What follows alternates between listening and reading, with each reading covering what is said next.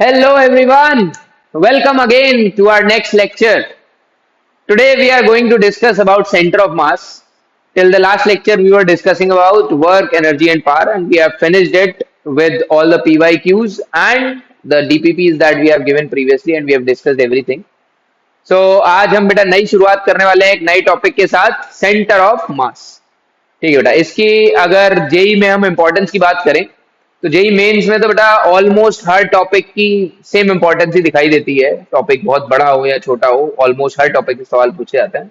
लेकिन JEE advance के perspective से अगर हम बात करते हैं तो सेंटर ऑफ मास की एक बहुत ही एक अच्छी प्लेस निकल के आती है उसमें और एक बहुत अच्छा वेटेज निकल के आता है जेई एडवांस के परस्पेक्टिव से अगर हम बात करते हैं तो. बेटा ये टॉपिक थोड़ा सा बड़ा है, थोड़ा सा ज्यादा टाइम लगता है इसे पढ़ने में ऑब्वियसली, तो इसकी वेटेज भी ज्यादा होनी बनती ही है. ठीक है बेटा. Without discussing much now, let us move away with our topic center of mass. आज के बेटा हमारे गोल्स क्या हैं?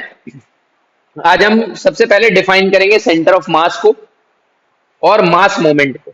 ये बेटा कोई फिजिकल क्वांटिटी नहीं है, एक मैथमेटिकल टर्म है जिसको हमने बनाया है just to understand the concept of centre of mass. हम पढ़ेंगे इसके बारे में. डिस्क्रीट मासेस के सेंटर ऑफ मास के बारे में पढ़ेंगे. कंटिन्यूअस प्लेनर बॉडीज के सेंटर ऑफ मास के बारे में पढ़ेंगे.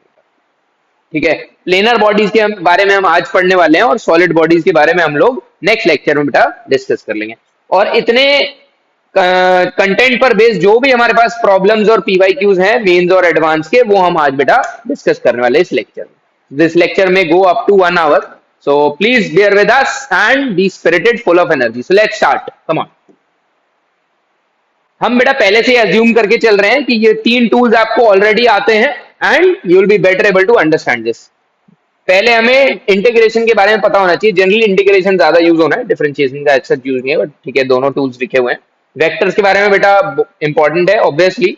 पोजीशन वेक्टर यहाँ पर आएगा, हमारे पास रोल आएगा पोजीशन वेक्टर का. नेक्स्ट क्लास में जब हम सेंटर ऑफ मास की मूवमेंट के बारे में भी पढ़ेंगे, यानी कि velocity of centre of mass, acceleration of centre of मास, तो आपको बेटा लॉज ऑफ मोशन के बारे में भी पता होना चाहिए, जैसे कि मोमेंटम क्या होता है, फोर्स कैसे डिफाइन होता है, राइट. तो ऑलरेडी आप लोग इस चैप्टर पढ़ चुके हैं I assume, and let us move ahead with the topic. So why did we need this term? Centre of mass नाम से हमें टर्म डिफाइन करने की जरूरत क्यों पड़ी? इसका बेटा रीजन ये है कि अभी तक हम जो भी Newton laws of motion define करते आए थे, यानी कि जो हम अप्लाई कर रहे थे, वो हमेशा एक पॉइंट ऑब्जेक्ट पर एप्लीकेबल था. ठीक है ना. अभी तक हम अपने ऑब्जेक्ट को एक पॉइंट ऑब्जेक्ट मानते हुए आए थे, जो कि रियल लाइफ में देखो बहुत सारे ऐसे ऑब्जेक्ट्स होते हैं जो पॉइंट ऑब्जेक्ट नहीं होते हैं, बड़े होते हैं. For example, if I consider this bottle, है ना, and I want to study its motion, translational, rotational, मैंने कुछ इस तरीके से इसको फेंका है, मैं इसको रीड करना चाहता हूँ, इसके मोशन को स्टडी करना चाहता हूँ. तो अब ये पॉइंट ऑब्जेक्ट तो नहीं है बेटा, मैं इसको स्टडी करना चाहता हूँ. ठीक है. But Newton laws of motion applicable किस पर है? पॉइंट ऑब्जेक्ट पर. तो मैं इस बॉडी के पूरे मास को एक जगह कॉन्सेंट्रेटेड मान लूंगा और उस पॉइंट को मैं नाम दे दूंगा सेंटर ऑफ मास, और उस पॉइंट को मैं पॉइंट ऑब्जेक्ट कंसिडर करूंगा और अपने न्यूटन लॉज ऑफ मोशन को अप्लाई कर दूंगा. ठीक है. इस तरीके से हम इस रिजिड बॉडी यानी इस कंटिन्यूअस बॉडी, इस लार्ज बॉडी का भी मोशन जो है वो स्टडी कर सकते. ठीक है बेटा. ठीक है बेटा. तो मूव करते हैं हम सेंटर ऑफ मास की डेफिनेशन पर. इसकी डेफिनेशन क्या कहती है? पहली लाइन पढ़ते हैं इसकी.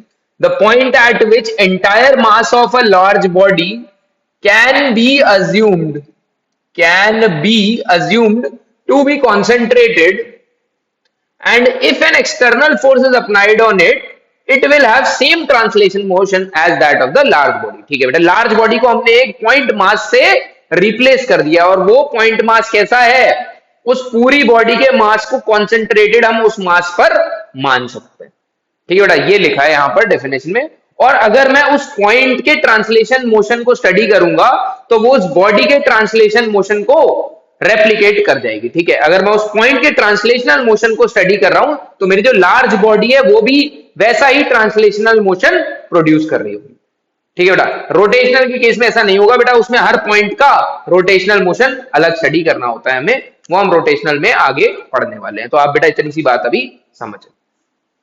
फॉर एग्जाम्पल बेटा, फॉर एग्जाम्पल हम बात करते हैं इसी बॉटल की जो हमने पहले लिया था. ये हाफ फिल्ड है ऑलमोस्ट. ठीक है. अब मैं आपसे पूछूं बेटा, इस बॉडी का जो मास है उसको मैं कहां पर कॉन्सेंट्रेटेड मानूं? Where should I assume this bodies mass to be concentrated. ठीक है, अगर मैं आपसे कहूं कि क्या सर ये इसकी ज्योमेट्रिकल सेंटर पर लाई करेगा इस तरीके की बॉडी का, तो आप कहोगे कि सर ये बॉडी है, इसका सेंटर कुछ यहां पर लाई कर रहा है, तो मैं आपसे कहूं कि ऐसा है कि यहाँ पर इसका पूरा मास बॉडी का मैं कंसिडर कर सकता हूं। आप कहोगे नहीं सर, इसका तो मास देखो नीचे की साइड में ज्यादा दिख रहा है, यहाँ पर फिल्ड है बॉटल, यहाँ पर एम्प्टी है ना, तो इसका मास सर यहाँ नहीं आएगा, थोड़ा सा नीचे शिफ्ट हो जाएगा। अब वो इतना शिफ्ट होगा, इतना होगा, इतना होगा, इतना होगा, that we don't know and that we are going to find out through some calculations, जहां तक भी हम पहुंच पाए for some uniform bodies, for some non uniform bodies. But हाँ, एक कॉमन सेंस से हमें समझ में आ रहा है कि हाँ सर, इसका मास नीचे की साइड में ज्यादा है, तो इसके मास का कॉन्सेंट्रेशन मुझे नीचे की साइड में ही ज्यादा मिलने वाला है, यानी कि इसका सेंटर ऑफ मास कहीं सेंटर पर नहीं, ज्योमेट्रिक सेंटर पर ना होके कुछ नीचे होने वाला। ठीक है सर, तो अब हम शुरू करते हैं। ठीक है बेटा, तो अब हम स्टार्ट करते हैं टू पार्टिकल सिस्टम से। और जो ये सेकंड डेफिनेशन लिखी है ना बेटा, नेट मास मूवमेंट के बारे में, इसमें हम मास मूवमेंट पहले टर्म डिफाइन करेंगे, फिर इस पर आएंगे। ठीक है, तो हम वापस चलते हैं जहां हमने कहा है कि बॉटल का कॉन्सेंट्रेटेड मास थोड़ा सा नीचे आ रहा है, क्योंकि वहां पर हमें मास ज्यादा दिखाई दे रहा है बॉटल का। तो सेम ही कंसेप्ट पर बेटा हम टू पार्टिकल सिस्टम की बात करते हैं। सबसे पहले ये है मेरा मास m1 और ये है मेरा मास m2। ठीक है ना, इन दोनों को मैंने ज्वाइन कर दिया विद अ स्ट्रेट लाइन। अब मैं आपसे पूछता हूं बेटा, इसका सेंटर ऑफ मास कहां लाई करता है? If I tell you that m1 is greater than m2, मैंने m1 मास को m2 से बड़ा कंसिडर करा है। अब आप मुझे बताएंगे कि इसका सेंटर ऑफ मास कहां पर लाई करेगा। आप कहोगे सर m1 जो कि बड़ा मास है उसके थोड़ा सा पास होगा और m2 से थोड़ा सा दूर होगा, यानी कि अगर मैं इसकी डिस्टेंस सेंटर ऑफ मास से मान लेता हूं r1 और इसकी डिस्टेंस सेंटर ऑफ मास से मान लेता हूं r2, तो मैं कहूंगा कि सर इस केस में r1 is less than r2। ठीक है बेटा, ऐसा हमने ऑब्जर्व किया। ठीक है बेटा, ऐसा हमने ऑब्जर्व किया, जो हमारा सेंटर ऑफ मास है, जो मास ज्यादा है वो हमारा बड़े मास की तरफ कॉन्सेंट्रेट हो जाता है। ठीक है बेटा, तो इसी चीज को थोड़ा सा मैथमेटिकली और समझने के लिए हमने एक टर्म डिफाइन करा जिसको हमने कहा मास मूवमेंट। ठीक है ना बेटा, इसको हम लोग नोट करते हैं, what is mass movement.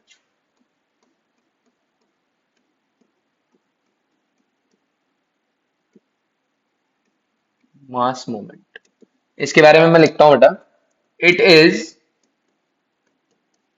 The product of mass and position vector. ठीक है बेटा, ये सिर्फ मास और पोजीशन वेक्टर का मल्टीप्लीकेशन है, इसको हम z से डिनोट करते हैं, और ऑब्वियसली पोजीशन वेक्टर है तो ये भी एक वेक्टर क्वांटिटी होगी। ठीक है, ये इसका भाई फायरमैन फॉर्मूला निकल के आता है। ठीक है, हमें इस टर्म को डिफाइन करने की जरूरत क्यों पड़ी, अब हमें समझ में आएगा बेसिकली है क्या ये टर्म। मान लो एक मास हमने यहां पर रखा है m, ये है इसका पोजीशन वेक्टर r वेक्टर, तो मास इंटू पोजीशन वेक्टर ही मेरा मास मोमेंट के नाम से डिफाइन हो जाएगा। ठीक है बेटा, तो इसके साथ हम मूव करते हैं अब अपनी डेफिनेशन पर। जब हमने मास मूवमेंट डिफाइन कर लिया है, ये जो सेकंड डेफिनेशन है बेटा, ये मोर रिफाइंड डेफिनेशन क्या कहती है, the point in space about which the sum of net mass movement of all particles become zero. Mass movement हमने क्या पढ़ा, m इंटू आर वेक्टर। ठीक है, ऐसा पॉइंट स्पेस में जिसके अबाउट मेरे मास मूवमेंट जो है सारे ही पार्टिकल्स का अगर मैं नेट सम करता हूं तो वो जीरो के बराबर हो जाए। ठीक है बेटा, अब हम आते हैं अपनी वापस से इस स्लाइड पर। हमने कहा भी सिर्फ मेरे पास दो ही पार्टिकल्स हैं, और मैंने कहा कि ऐसा पॉइंट जिसके अबाउट मेरे इन दोनों पार्टिकल्स का मास मूवमेंट का सम जीरो आ जाए, वेक्टर सम जीरो आ जाए। ठीक है, तो मैंने कहा कि भाई वो पॉइंट सेंटर ऑफ मास होता है, ऐसा मैंने डेफिनेशन से कहा। अगर ऐसा मैंने कहा तो क्या होना चाहिए भाई इसके लिए ट्रू, देखो m1 into r1 vector which is the vector from centre of mass plus m2 into r2 vector which is the vector from center of mass. This has to be zero. If this is zero about a point which is, then it is called a center of mass of that system of particles. बहुत बढ़िया बात है बेटा। ठीक है, ऐसे ही मैं अगर दो की जगह तीन पार्टिकल ले लूं तो मैं क्या कहूंगा कि भाई मेरा से फॉर एग्जांपल दो पार्टिकल की जगह अब मैंने कंसिडर कर लिए three particles. This is M1, this is M2 and this is M3. Any three particles. ठीक है. अब मैंने कहा इसका सेंटर ऑफ मास कहां होगा. बेटा हमें नहीं पता. ऐसा पॉइंट हमें ढूंढना है स्पेस में जो कि मेरे को M1 R1 vector plus M2 R2 vector plus M3 R3 vector का सम कैसा दे दे बेटा. 0 के बराबर दे. ठीक है ना. और ये मेरा वेक्टर कहां से मैं नाप रहा हूं बेटा. From that point itself. उस पॉइंट के अबाउट मेरा R1 vector R2 vector R3 vector मास से मल्टीप्लाई करने के बाद 0 आ जाए. और थोड़ा सा बेटा फील लेके देखते हैं इसमें. और थोड़ी सी एक बार फील लेके देखते हैं. फॉर एग्जाम्पल मैंने लिया एक रिंग. ठीक है. ये एक प्लेन में रखी हुई रिंग है ना. इसका सेंटर ऑफ मास देखो आपको कहां पर फील हो रहा है. इसका सेंटर ऑफ मास देखो आपको कहां पर फील हो रहा है. अभी तो ये बताओ क्या ऐसा फील हो रहा है कि इसका centre of mass geometric centre पर ही लाई करना चाहिए सर. ऐसा क्यों फील हुआ हमें. मैंने कहा भाई इसका एक मास मान लो यहां पर M1 लाई कर रहा है. इसी के जस्ट बराबर में एक मास इसका M2 लाई कर रहा है. इसी के जस्ट बराबर में एक मास इसका M3 लाई कर रहा है. ऐसे बहुत सारे मासेज को मिलाकर के ये रिंग बनी हुई है फॉर एग्जाम्पल. तो मैंने कहा कि इसका सेंटर ऑफ मास क्या होगा. वो पॉइंट जिसके अबाउट मेरा नेट मास मूवमेंट का सम 0 आ जाए. यानी कि M1 into R1 M2 into R2 M3 into R3 ऐसे करते करते सबका M1 R1 M2 R2 M3 R3 सबका सम करूं मैं और वो 0 आ जाए. ऐसा पॉइंट ही सेंटर ऑफ मास होता है बॉडी के लिए. अब एक बहुत इंपॉर्टेंट बात देखिए. क्या ये जरूरी है मेरा सेंटर ऑफ मास बॉडी के सिस्टम ऑफ पार्टिकल्स के ऊपर ही लाई करे. बिल्कुल जरूरी नहीं है. वो सिस्टम ऑफ पार्टिकल्स के बाहर भी लाई कर सकता है. मुझे स्पेस में ऐसा पॉइंट ढूंढ लेना है जिसके अबाउट मुझे net mass movement vector sum of net mass movement of all the particles क्या मिल रहा है भाई. 0 मिल जा रहा है. बस that particle is my center of mass according to this definition, and this is the final and refined definition of center of mass in terms of mass movement mathematically. All right, let's move ahead. ठीक है बेटा. तो move करते हैं हम अब अपनी next slide पर जहां पर हम करने वाले हैं सेंटर ऑफ मास का कैलकुलेशन. All right. इसके लिए बेटा हमें एक एक्सिस बनाता है ना. और यहां पर हम दो मासेस को लेते हैं M1 मास एंड M2 मास. ठीक है.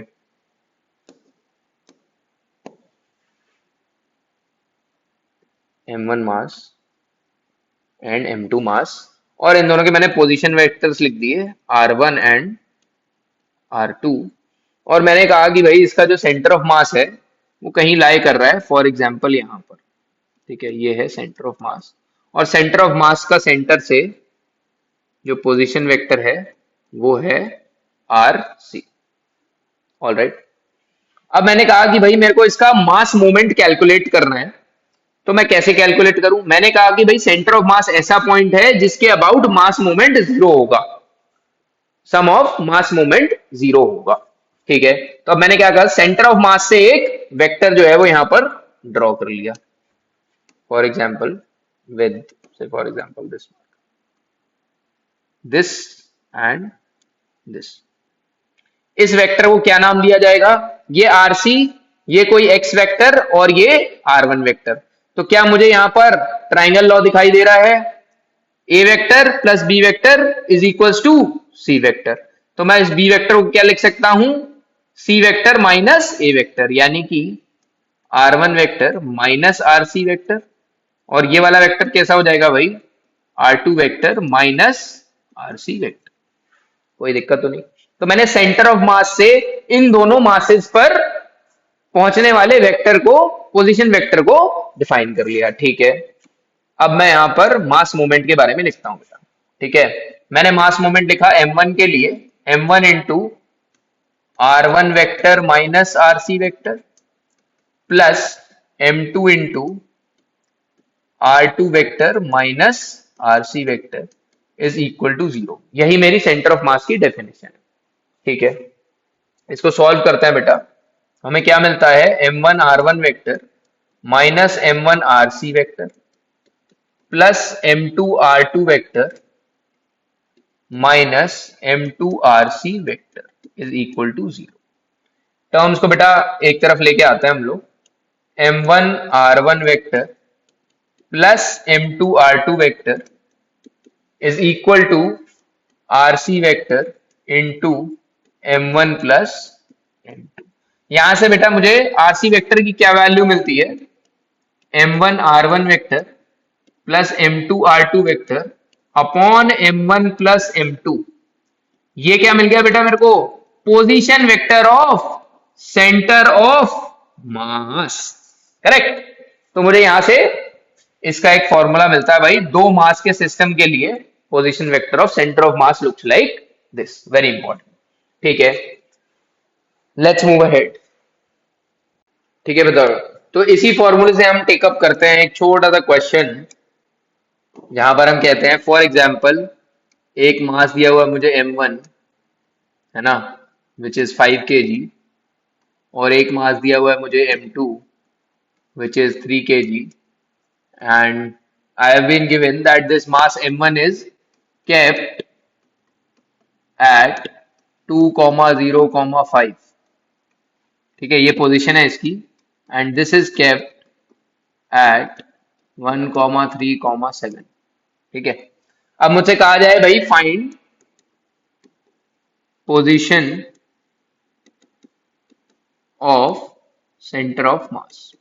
तो हम क्या करेंगे, इससे पहले जो हमने अभी यहां पर फॉर्मूला पढ़ा है, position of centre of mass is mass of first particle into that position, mass of second particle into position of second particle upon total mass. ठीक है भाई, ये पोजीशन कहां से है, r1 सेंटर से, यानी कि ओरिजिन से। तो हमें क्या करना है, इसका एक वेक्टर डिफाइन कर लेना है, जो कि हम बहुत इजीली करते आए। तो m1 के लिए मैं वेक्टर क्या लिख दूंगा भाई, 2i कैप प्लस जे कैप तो है ही नहीं, 5 के कैप। इस केस में क्या लिख दूंगा, आई कैप प्लस 3 जे कैप प्लस 7 के कैप। तो अगर मुझे पोजीशन वेक्टर चाहिए सेंटर ऑफ मास का, तो मैं क्या डिफाइन कर दूंगा बेटा directly, position vector of centre of mass is mass of first particle 5 into 2i cap plus 5 के cap plus mass of second particle which is 3 kg into its position vector I cap plus 3j cap plus 7k cap divided by the total mass which is 5 plus 3। क्या इसको हम easily solve कर लेंगे, 5 into 2 10, 10 I cap plus 25 k cap plus 3 I cap plus 9 j cap plus 7 3s are 21 के cap upon 8। आई जे और के terms को हम लोग क्लब कर लेंगे और फाइनली हम आर पोजीशन वेक्टर को रिप्रेजेंट कर देंगे, right. So from here I can say that my position vector is 10i plus 3j is 13i, 13 by 8 I cap plus J cap is 9 J cap होगी। ठीक है, तो 9 upon 8 J cap plus 25 plus 21 is 46 upon 8 के cap. ठीक है, जो भी solve होगा कर लीजिएगा इसको, ये हमारा फाइनल आंसर हो जाएगा। तो आर सी की मैं पोजीशन अगर डिनोट करता हूं, तो उसको मैं क्या कर दूंगा, R C lies at 13 by 8, 9 by 8, 46 by 8। ये इसकी फाइनल पोजीशन रिपोर्ट जाएगी। हो सकता है आपको आंसर आईजे के फॉर्म में दे, हो सकता है आपको आंसर बेटा कोऑर्डिनेट फॉर्म में दे, राइट। तो इस तरीके से बेटा ये कुछ इजी यानी कि कुछ बेसिक क्वेश्चंस आपसे पूछे जा सकते हैं। थोड़ा सा रिफाइंड और कर देते हैं इसको, टू पार्टिकल सिस्टम को हम किस तरीके से करेंगे बेटा, इस चीज को देखते हैं। ये ना, मैं एक एक्सेस एक बार फिर से ड्रॉ कर लेता हूं यहां पर, यहां पर करते हैं इस तरीके से। और मैंने कहा कि मेरे दोनों पार्टिकल्स इस बार रखे हैं, पर मेरा जो m1 मास है वो ओरिजिन पर है और m2 मास है वो इस एक्सिस पर कहीं थोड़ा सा आगे लाई कर रहा है। भाई एक ही कोऑर्डिनेट सिस्टम की जरूरत है अगर दो पार्टिकल्स है तो ऑब्वियसली। ठीक है, और इनका सेंटर ऑफ मास कहां ला कर रहा है बेटा, इनके बीच में कहीं पर लाई कर रहा है। अब मैंने कहा कि भाई सेम फॉर्मूला जो मैंने पढ़ा था यहाँ पर, ठीक है, position vector of centre of mass is equal to mass of first particle into position vector of first particle and similarly second into position vector of second particle. Same कहानी बेटा यहाँ पर करेंगे। पहले मैं इसके कोऑर्डिनेट्स लिख देता हूँ। m1 के कोऑर्डिनेट्स हैं 0,0 और m2 के कोऑर्डिनेट मान लेते हैं बेटा d डिस्टेंस दूर है ये दोनों, तो d,0, ठीक है, ये डिस्टेंस हमने d मान लिया। अब मैं position vector of centre of मास लिखना चाहता हूँ यहाँ पर। लिखिए बेटा, क्या लिखेंगे आप इसको? आर वेक्टर ऑफ सी लिख रहे थे हम, COM लिख रहे हैं, ठीक है। R vector of COM is equal to mass of first particle into इसका पोजीशन कितना है 0 i cap plus 0 j cap plus mass of second particle into इसका पोजीशन वेक्टर कितना है D I cap plus 0 j cap upon m1 plus m2। तो मुझे centre of mass का position vector क्या दिखाई देता है बेटा? यहां से m1 का टर्म खत्म हो गया, m2 d i cap upon m1 plus m2। देखिए बेटा कितना important result. Position vector of centre of मास कितना आता है भाई? m2 into D, m2 into total distance upon m1 plus m2। ठीक है, ये दूरी मुझे कहां से मिल रही है बेटा? यहां से, ओरिजिन से। तो मैंने इसका नाम लिख दिया और ये मेरे को कितना मिल गया यहाँ पर, अगर मैं सिर्फ इसी टर्म में लिख दूं तो m2d upon m1 plus m2, इसके बराबर मुझे मिला distance from the origin, centre of mass का। ठीक है, अगर मैं कहता हूं इस बॉडी से लिखना था मुझे m2 से, तो मैं क्या लिखता भाई यहाँ पर? ठीक है, उसके लिए हम लोग यहाँ पर एक सेपरेट पेन से इसको लिखते हैं। अब मैं इसको मान लो डिफाइन कर देता हूं बेटा, ठीक है। सेंटर ऑफ मास का distance from the mass 1 was r1 and centre of mass का distance from the mass m2 is r2। ठीक है, ये डिस्टेंस मैंने मान लिया r1 है और ये डिस्टेंस मैंने मान लिया r2।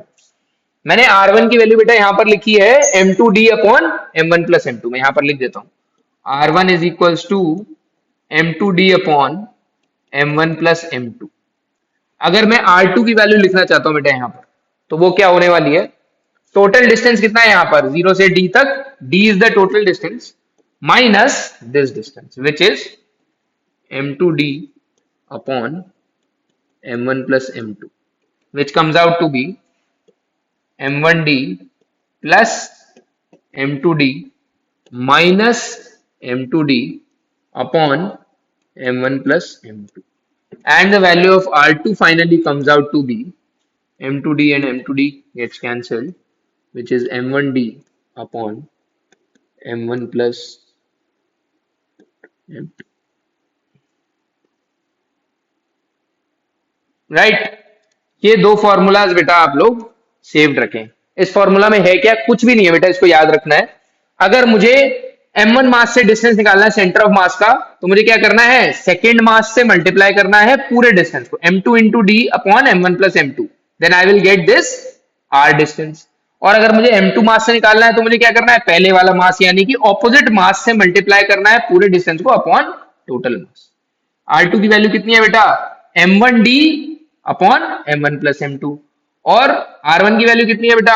m2d upon m1 plus m2। All right, and I hope you have understood this very important conclusion, है ना, वेरी इंपॉर्टेंट एक्सप्रेशन।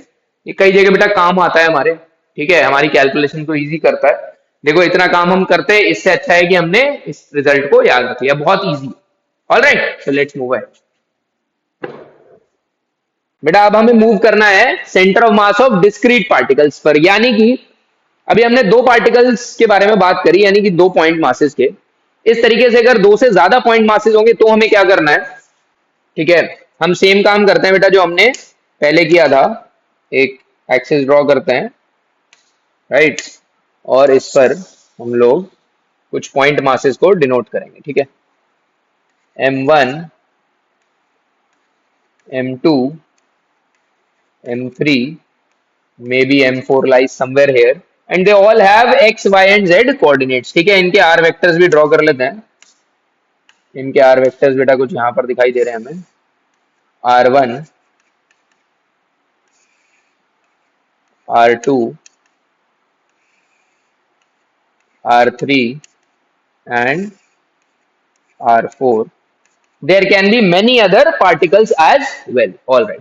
तो हमने बेटा सेंटर ऑफ मास के लिए क्या पढ़ा था? आर वेक्टर क्या आ रहा था? टू पार्टिकल सिस्टम में m1 r1 plus m2 r2 upon m1 plus m2। ऐसे ही मैं अगर मासेस को बेटा ऐड कर देता हूं सभी को, यानी कि सारे मासेस का मैं निकालना चाहता हूं, तो मुझे सभी मासेस का मास मोमेंट लेना है, सभी मासेस का मास मोमेंट लेना है, उन्हें ऐड करना है और टोटल मास से डिवाइड कर देना है, यानी कि m1 plus m2 plus m3 plus m4। ठीक है ना? तो मेरे को फाइनली इसका फॉर्मूला क्या मिल जाता है बेटा? R vector of COM is equal to sum of mass moments upon total mass. ठीक है ना? हम इस तरीके से भी इस फॉर्मूला को याद रख सकते हैं। और अगर n पार्टिकल्स हो जाते हैं बेटा, तो हमें क्या लिखना होगा? R vector of centre of mass is equals to m1 r1 plus m2 r2 plus dash dash dash dash mn rn upon m1 plus m2 plus dash dash dash dash mn। क्या मैं इसे summation form में भी लिख सकता हूं? Finally मेरे को सेंटर ऑफ मास का एक फॉर्मूला मिला for n number of discrete particles which is summation mi ri upon summation mi where I varies from 1 to n, here also I varies from 1 to n। ठीक है बेटा, यहां से मुझे समझ में आता है कि मेरा जो सेंटर ऑफ मास का क्या है? पोजीशन वेक्टर है। Position vector of centre of mass comes out to be this. अब बेटा मैं बात करता हूं, अगर मुझे एक्स वाई और जेड कोऑर्डिनेट्स चाहिए इसके, मेरे को सेंटर ऑफ मास के एक्स वाई और जेड कोऑर्डिनेट्स चाहिए। मे भी हो सकता है इन चारों मासों का सेंटर ऑफ मास कहीं पर लाई कर रहा है, जैसे फॉर एग्जांपल यहां पर। ठीक है, मैंने आपसे कहा इसके कोऑर्डिनेट्स बताइए। तो इस आर वेक्टर को अगर मैं सॉल्व करता हूं बेटा आई कैप जे कैप के कैप के फॉर्म में, नेक्स्ट पेज पर लिखते हैं बेटा इसको। हमने लिखा position vector of center of mass is equals to summation mi ri I is equals to 1 to n upon summation mi I is equals to 1 to। ठीक है बेटा, n पार्टिकल्स के लिए हमने पोजीशन वेक्टर फाइनली ये define कर लिया। अब मैं आपसे कहता हूं बेटा इसका x y और z कोऑर्डिनेट्स, ठीक है, जैसा हम बात कर रहे हैं। तो मैंने कहा अगर मैं इसका xcm लिखता हूं, है ना, सेंटर ऑफ मास का एक्स कोऑर्डिनेट लिखता हूं, मैं इसको आई कैप जे कैप और के कैप के टर्म्स में सॉल्व करूंगा बेटा, तो आई कैप वाला टर्म अलग निकल के आएगा, जिसको कि मैं यहां लिख रहा हूं I is equal to 1 to n M I X I upon summation M I is equal to 1 to n। ठीक है बेटा, y कोऑर्डिनेट की अगर मैं बात करता हूं, उसको मैं लिख सकता हूं summation I is equals to again 1 to n m I y I upon summation I is equals to 1 to n m I। Similarly बेटा अगर मैं z कोऑर्डिनेट लिखने की कोशिश करता हूं, तो उसको मैं लिख सकता हूं ZCM is equals to summation I is equals to 1 to n m I z I upon summation m I and again I is equal to 1 to। All right. तो बेटा इन फॉर्मूलाज को हमें क्या करना है? याद कर लेना है। ठीक है, याद करना कोई बहुत बड़ा टास्क नहीं है, इजी टास्क है कि नहीं? बहुत बड़ा कोई टास्क नहीं है, याद करना इजी ही टास्क है। ठीक है,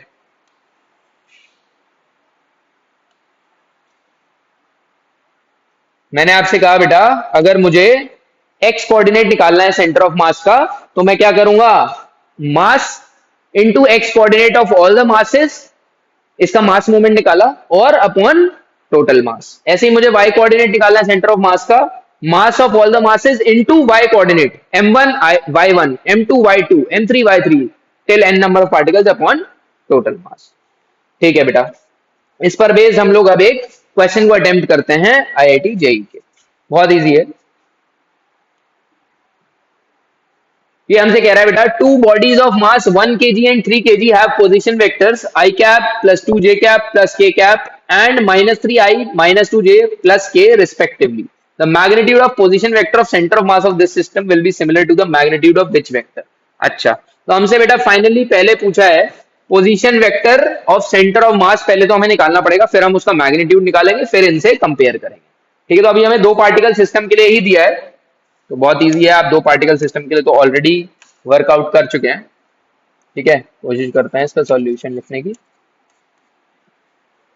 दो पार्टिकल्स हैं, एक का मास है 1 kg और दूसरे का मास है बेटा 3 kg. ठीक है, एक का पोजीशन वेक्टर मुझे दे रखा है I cap plus 2j cap plus k cap और इसका पोजीशन वेक्टर दे रखा है -3i -2j प्लस k. मुझे क्या करना है, सेंटर ऑफ मास की बात करनी है बेटा. आर वेक्टर क्या होगा सेंटर ऑफ मास का, फर्स्ट का मास इनटू इसका पोजीशन वेक्टर प्लस सेकंड का मास इनटू इसका पोजीशन वेक्टर. यहां पर तो बेटा हमारा पहला वाला ही कंसेप्ट यूज हो रहा है, हमें एक्स वाई और जेड में जाने की जरूरत अभी नहीं पड़ रही है. हो सकता है अगले क्वेश्चन में हमें उसकी भी जरूरत पड़ने लगे. क्या करा हमने भाई, फाइनली RCM हमें क्या मिल जाता है, आई और -3 निकाल लो बेटा सीधा सीधा. माइनस का 8i कैप प्लस 2 और -6 यानी कि माइनस का 4 आएगा, -4j कैप और k प्लस k तो प्लस का 4k कैप अपॉन 4. क्या इसको रिजॉल्व कर सकते हैं हम लोग easily, -2i cap -j cap plus k cap. ठीक है ना, हमसे कहा है भाई इसका magnitude, the position vector of centre of mass will be similar to the magnitude of vector. तो इसका मैग्नीट्यूड कितना आता है भाई, मैग्नीट्यूड निकालने के लिए क्या करना है, कुछ नहीं, position vector of centre of mass इसका मैग्नीट्यूड निकाल दो भाई. कितना होगा, whole under root of -2 square -1 square, just a second, plus -1 का स्क्वायर प्लस 1 का स्क्वायर. कितना मिल जाता है बेटा हमें, ये होल अंडर रूट ऑफ 4116. ठीक है, √6 आ रहा है बेटा यहाँ पर. ठीक है, √6 आ रहा है. देखो किसका मैग्नीट्यूड यहाँ पर √6 दिखाई देता है हमें. इसका मैग्नीट्यूड कितना है, 2 स्क्वायर प्लस 1 प्लस 1, इसका भी 6 है होल अंडर रूट में. इसका 6 नहीं है, इसका कितना है, रूट में 4 प्लस 1 5 है, ये भी नहीं है और इसका भी नहीं. तो ए आंसर हो जाएगा बेटा इसका करेक्ट. देखिए कितना ज्यादा सिंपल क्वेश्चन था बेटा, आपका पहले मेथड से ये सॉल्व हो गया इजीली, है कि नहीं. Let's move to our next question which is question that has appeared in JEE Main 2020. Let's move ahead to the next question बेटा. जेईई मेन 2020 का क्वेश्चन है ये. 3 point particles of masses 1 kg 1.5 2.5 are placed at 3 corners of right angle triangle. ठीक है, इस तरीके का setup हमें दिया है. 4 सेंटीमीटर साइड्स भी दे रखी है बेटा हमको. इसको हम लोग एक बार ड्रॉ कर लेते हैं. यहाँ पर आई थिंक 5 का, यहाँ पर 4 इसको लिख लेते हैं हम. As shown in the figure, the center of the mass of the system is at a point. ठीक है, हमें सेंटर ऑफ मास बेटा फाइंड आउट करना है. जस्ट ऑल राइट बेटा, this is the next question. JEE Main 2020 में आज है ये question. 3 point masses 1 kg 1.5 kg 2.5 kg are placed at 3 corners of the right angle triangle. Sides 4 centimeter 3 centimeter 5 centimeter. ठीक है बेटा, ये सेटअप आपको दिया हुआ है. The center of the mass of the system is 0.6 centimeter to the right and 2 centimeter above 1 kg mass.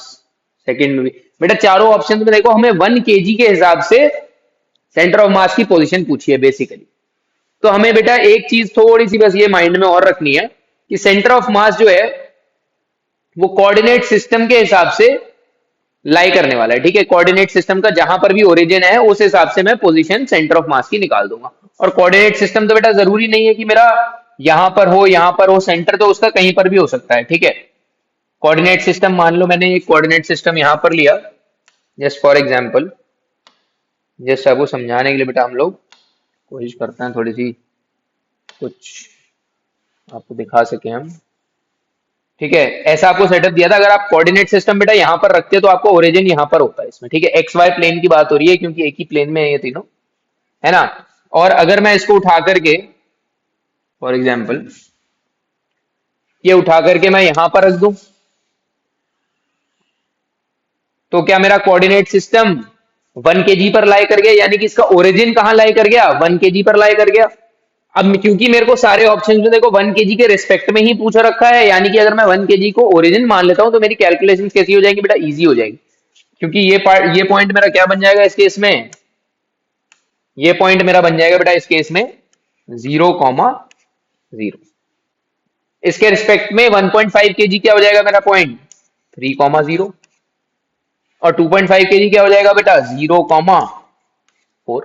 क्या मुझे एक्स और वाई कोऑर्डिनेट्स तीनों ही सेंटर ऑफ मासेस के मिल गए, बिल्कुल ठीक है। अब जो भी इन्होंने ऑप्शंस दिए देखते हैं बेटा हम कहां पहुंचते हैं। First let us find out the position of centre of मास। ठीक है, इसका सॉल्यूशन हम लोग लिखने की कोशिश करते हैं। XCOM, इसका क्या फॉर्मूला पढ़ा था बेटा हमने, फर्स्ट मास इनटू इसका X coordinate plus second mass, just a second, second mass into इसका X coordinate plus third mass into इसका X coordinate upon total mass which is 2.5 plus 1.5 is 4 plus 1 5। XCOM बेटा यहां से क्या मिल जाता है मुझे, 1.5 into 3 4.5 upon 5 which is equal to 0.9, right. ये मिल गया बेटा मेरे को सेंटर ऑफ मास का एक्स पोजीशन। ठीक है बेटा, देखो हमसे कह रहा है कि 0.6 centimetre to the right and 2 centimetre above वाली बात जहां भी कर रहा है बेटा, ये अबव का मतलब वाई कोऑर्डिनेट की बात हो रही है, और टू द राइट का मतलब एक्स कोऑर्डिनेट की बात हो रही है बेटा, ये हमें समझ में आ रहा होगा। ठीक है, 1 kg मास के रिस्पेक्ट में राइट में जाएंगे तो एक्स कोऑर्डिनेट की बात हो रही है, और अबव जाएंगे तो वाई कोऑर्डिनेट की बात हो रही है।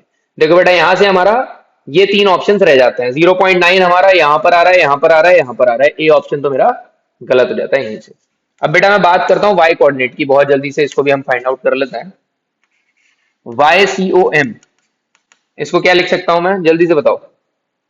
1 kg मास के लिए पहले मास लिख लो, 1 into 0 plus 1.5 into 0 plus 2.5 into 4 upon में total mass 2.5 1.5 5 plus 1 6, sorry 2.5 plus 1.5 is 4।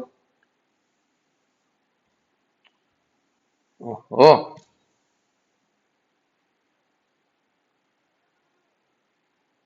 Upon total मास जो कि हो जाएगा बेटा यहां पर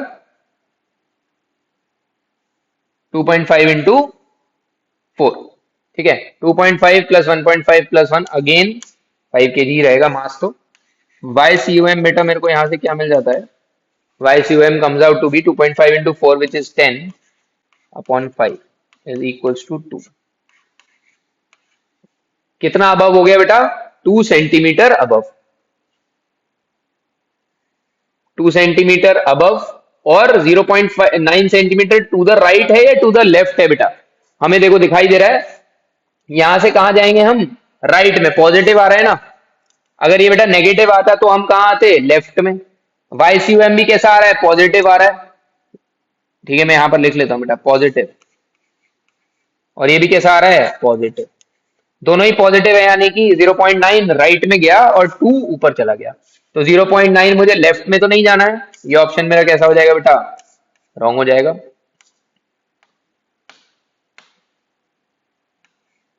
ठीक है, और बात करें तो डी ऑप्शन की, 0.9 सेंटीमीटर टू द राइट में देखो दो बारी 0.9 पॉजिटिव, यानी कि राइट में इन दोनों में जा रहा है, इन दोनों में से देखो आगे बढ़ो, 2 सेंटीमीटर अबव और 1.5 सेंटीमीटर अबव। यहाँ पे क्या ठीक आ रहा है बेटा, 2 सेंटीमीटर, तो बी ऑप्शन मेरा करेक्ट ऑप्शन मार्क हो जाएगा। डी भी कैसा हो जाएगा इसमें, गलत। इतना इजी सवाल था बेटा, बताओ। इतना इजी क्वेश्चन आपसे जेई मेन में पूछा जा रहा है, जस्ट बेस्ड ऑन द 2 और 3 particle point masses system. All right, beta. So let's move to the next subtopic, which is center of mass of continuous bodies. Right? Two particles, three particles, four particles, discrete particles के लिए हमने पढ़ा था. ठीक है, discrete particles.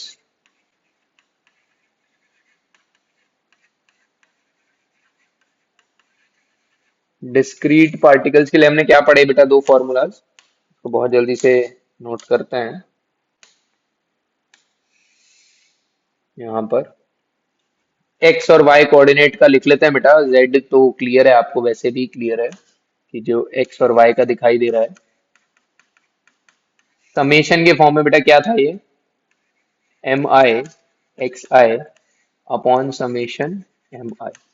Similarly Y C U M बेटा कैसा दिखाई दे रहा था आपको? Summation M I Y I upon summation M I, and I will vary from 1 to n. I will vary from 1 to n in both of them. Okay fine.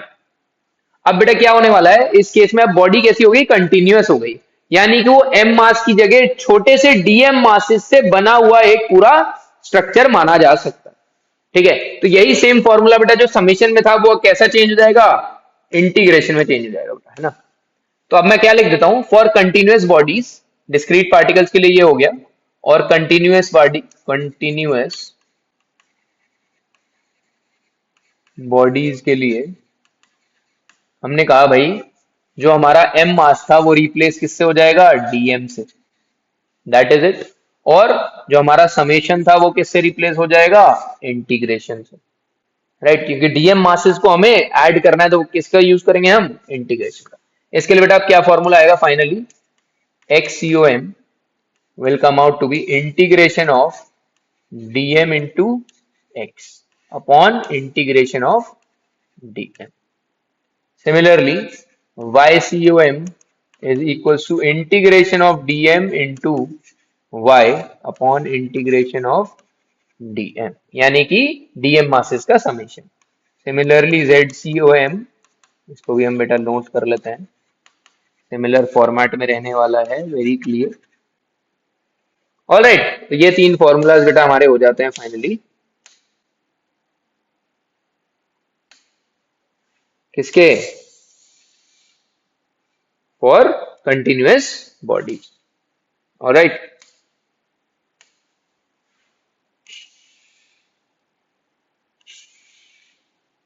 Okay बेटा, इसको हम लोग रिमेंबर कर लें. ऑलराइट, आफ्टर दिस बेटा we would like to talk about this DM more. ठीक है, इस डीएम के बारे में थोड़ी सी हम और बात कर लेते हैं. ये डीएम को ना बेटा थ्री टाइप से डिफाइन किया जाएगा,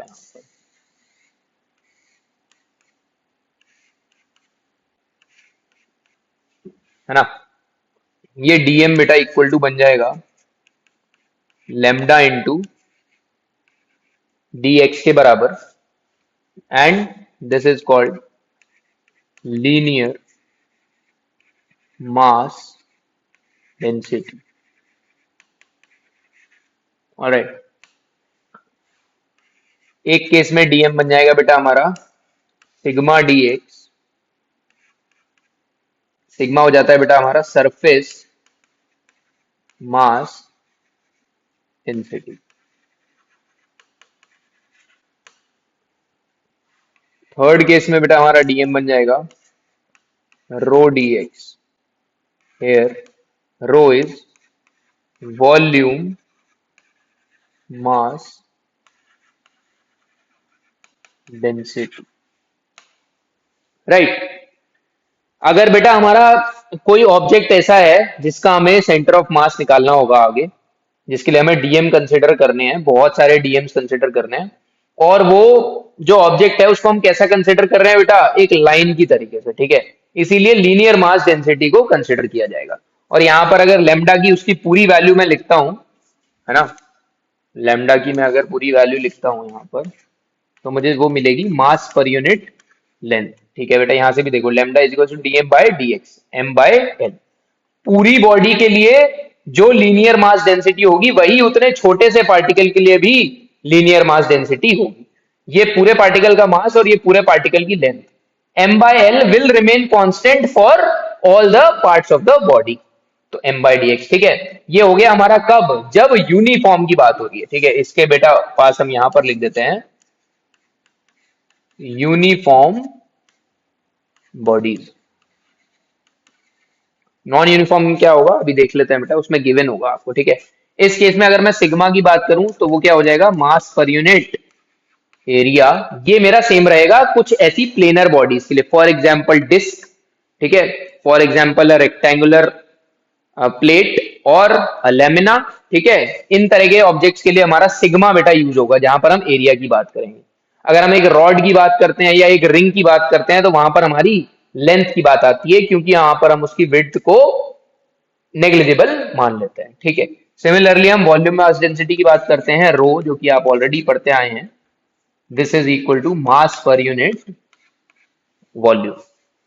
ठीक है, जो 3D ऑब्जेक्ट्स हैं आपके, स्फीयर हो गया, कोन हो गया, सिलेंडर हो गया, सॉलिड सिलेंडर, है ना, उस तरह के ऑब्जेक्ट्स में ये यूज होने वाला है। अगर बेटा नॉन यूनिफॉर्म बॉडी होती है आपकी, ठीक है, इसको रेड कलर के पेन से लिखते हैं यहां पर, नॉन यूनिफॉर्म,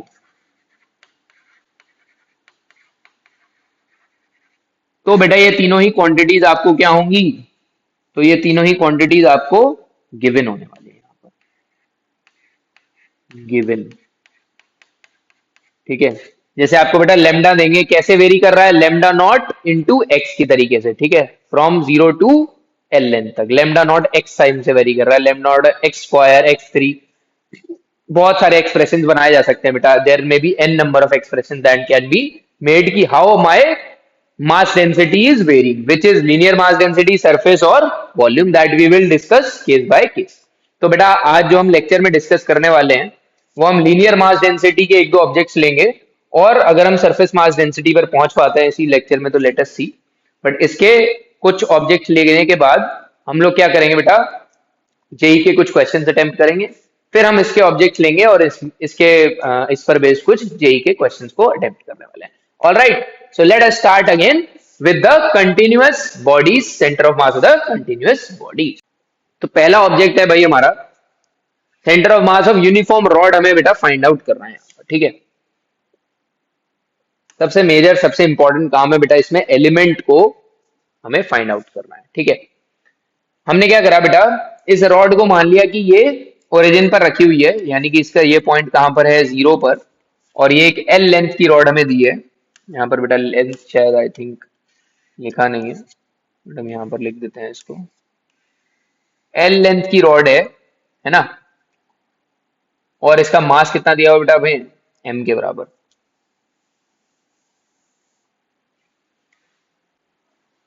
ठीक है बेटा, स्टार्ट करते हैं। हमें एक यूनिफॉर्म रॉड की सेंटर ऑफ मास हमें सबसे पहले फाइंड आउट करना है। तो ठीक है बेटा, हमें इंटीग्रेशन का यूज करना पड़ेगा, जो अभी हम पढ़ के आए हैं यहाँ पर। ठीक है, फॉर कंटिन्यूअस बॉडी हमें क्या करना है, पहले मैं फॉर्मूला लिखता हूं बेटा यहाँ पर, XCOM is equals to integration of dm into X upon integration of dm। Basically हमें यह दिखाई देता है बेटा, रॉड की जब हम बात कर रहे हैं तो हम इसकी विड्थ को क्या कर रहे हैं, नेग्लिजिबल मान रहे हैं, यानी कि हम ये मान रहे हैं कि ये रोड पूरी की पूरी कहां पर है बेटा, एक्स एक्सिस पर लाई कर रही है। या मान लो अगर मैं इस कोऑर्डिनेट सिस्टम को उठा के इस तरीके से रखता और मैं कहता ये पूरी की पूरी वाई एक्सिस पर लाई कर रही है, तो भी कोई प्रॉब्लम नहीं थी। ठीक है, तो मैं क्या यूज कर लेता, वाई सीओएम का फॉर्मूला यूज कर लेता और वाई पुट कर देता, one and the same thing. बस मेरे को इस रॉड की पोजीशन निकालनी है, सेंटर ऑफ मास की पोजीशन क्या आ रही है इस रॉड के ऊपर। ठीक है, स्टार्ट करते हैं बेटा। मैंने मान लिया ये रॉड का एक एंड कहां पर लाई कर रहा है, ओरिजिन पर, यानी कि 0,0, और इसका जो लास्ट एंड है वो कहां पर है बेटा, L,0 पर। इस लेंथ, इसकी हमने लेंथ जो है वो मानी है L, और इसका मास जो माना है बेटा M माना है। ठीक है, 0 से लेके L तक ये रॉड हमारी वेरी कर रही है। मैंने क्या करा, इस रॉड पर X लेंथ आगे बढ़ के एक dx लेंथ का एलिमेंट यहां पर निकाल दिया। ठीक है, मैंने क्या कहा, किसी x लेंथ पर जाकर मैंने एक dx एलिमेंट की सेंटर ऑफ मास की मैंने बात करी बेटा। ठीक है, ठीक है भाई, अगर ये एलिमेंट dx है यानी कि बहुत छोटा है, तो क्या इसके x कोऑर्डिनेट में कोई वेरिएशन आएगा बेटा? सारी लड़ाई यही थी कि अगर मैं यहाँ पर इसका एलिमेंट का एक्स कोऑर्डिनेट लिख रहा था एक्स इस पॉइंट पर, तो इसका जस्ट जो नेक्स्ट पॉइंट है वहां पर इसका एलिमेंट क्या एक्स प्लस डी लिखने की जरूरत है? बेटा ये एलिमेंट है ही इतना स्मॉल। जो सारी लड़ाई थी हमारी, वो लड़ाई इसकी थी कि मेरे को अगर यहाँ एक्स और यहाँ एक्स प्लस डी लेना होता तो मैं इसे बहुत स्मॉल नहीं लेता, मैं इसे इतना बड़ा ले लेता, और एक एक्स यहाँ और एक एक्स प्लस डी यहाँ। अगर मैं कर पाता इस तरीके से सॉल्व तो मैं कर लेता। बट बेटा मेरे को क्या करना है, बहुत छोटे छोटे पार्ट्स को क्लब करके और इंटीग्रेट करना है उनके मासेस से मल्टीप्लाई करने के लिए। ठीक है बेटा, अगर मैंने ये छोटा सा एलिमेंट dx माना है तो इस dx एलिमेंट का मास कितना होगा बेटा, आप ये बताइए मुझे। dm की वैल्यू क्या होगी फॉर दिस एलिमेंट dx? हम लिख सकते हैं क्या बेटा, dm is equal to lambda into dx, जो कि हमने अभी पिछले ही पेज पर यहां पर लिखा था। Linear mass density lambda is equal to mass by length, यानी कि m बाय l होती है फॉर द फुल रॉड। तो यहाँ पर इस रॉड के बेटा लेमडा कितना होगा, ये भी हम यहाँ पर साथ में ही नोट कर लेते हैं। इसका लेमडा हो जाएगा बेटा इसका मास, टोटल मास अपॉन इसका लेंथ। ठीक है ना, तो मैंने ये स्मॉल एलिमेंट dx का dm मास लिख लिया है। ठीक, अब मुझे क्या करना है बेटा, इसकी वैल्यू को प्लेस करना है फॉर्मूला में, जो कि हो गया ये, यानी कि XCOM is equals to integration of dm into x upon integration of dm। करिए बेटा, इसकी वैल्यू को प्लेस करते हैं हम लोग।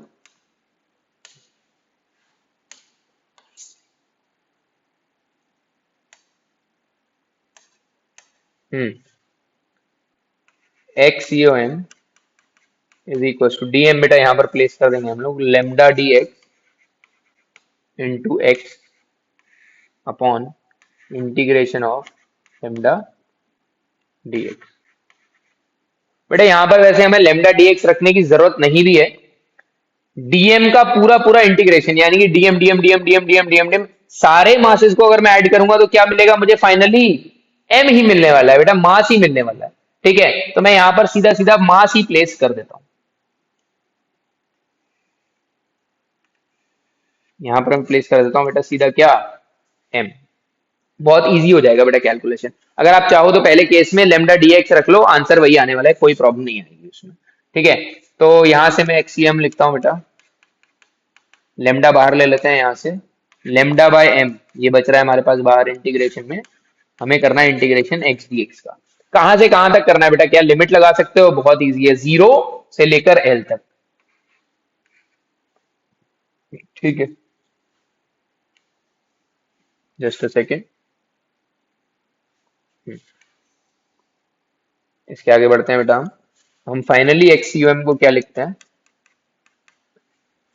Lambda is m by l into m is already there into बेटा एक्स स्क्वायर बाय 2, क्या ये आ जाएगा इसका इंटीग्रेशन, और लिमिट कितनी लग जाएगी, 0 से लेकर l तक।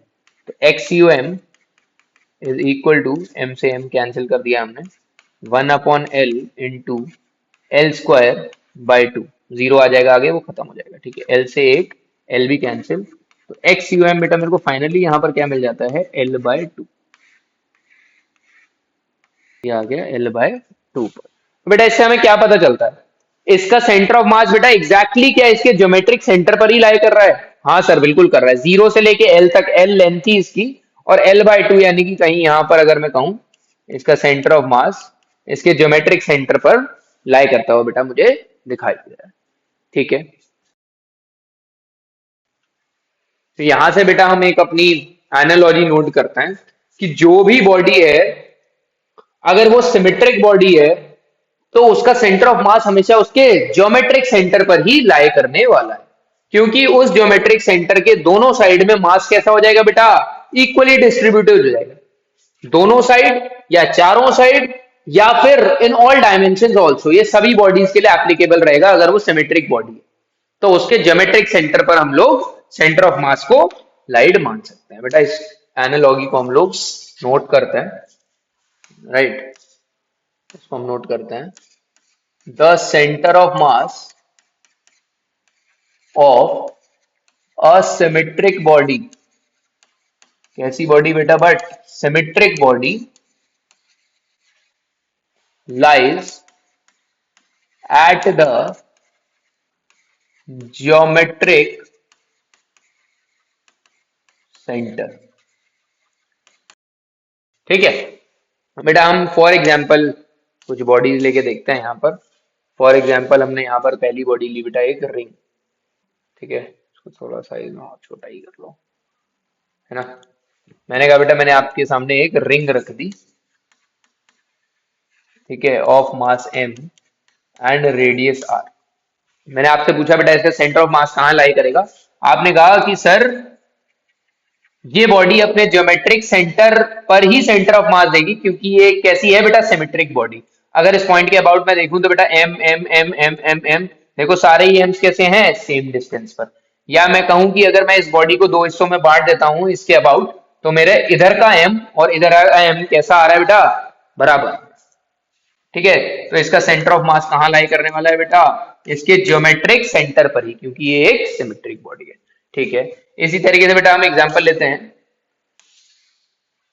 एक ट्राइंगल का ज्योमेट्रिक सेंटर कहां पर होता है बेटा, उसके सेंट्रोइड पर, उसके सेंट्रोइड पर। इसका सेंटर ऑफ मास कहां लाई करेगा बेटा, इसके सेंट्रोइड पर। हम इसको लिख सकते हैं बेटा ट्रायंगुलर लैमिना। ठीक है, ये एक ट्रायंगुलर लैमिना है और इसकी हम बात कर रहे हैं। इसका सेंटर ऑफ मास कहां लाई करेगा बेटा, इसके ज्योमेट्रिक सेंटर पर, यानी कि एट सेंट्रोइड। और आगे बढ़ो बेटा, और किस तरह की आपको बॉडीज देखने को मिल सकती हैं।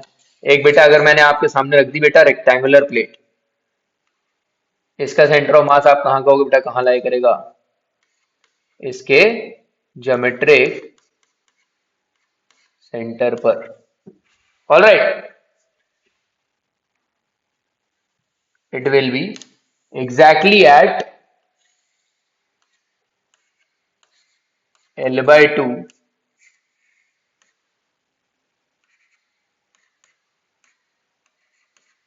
B by 2।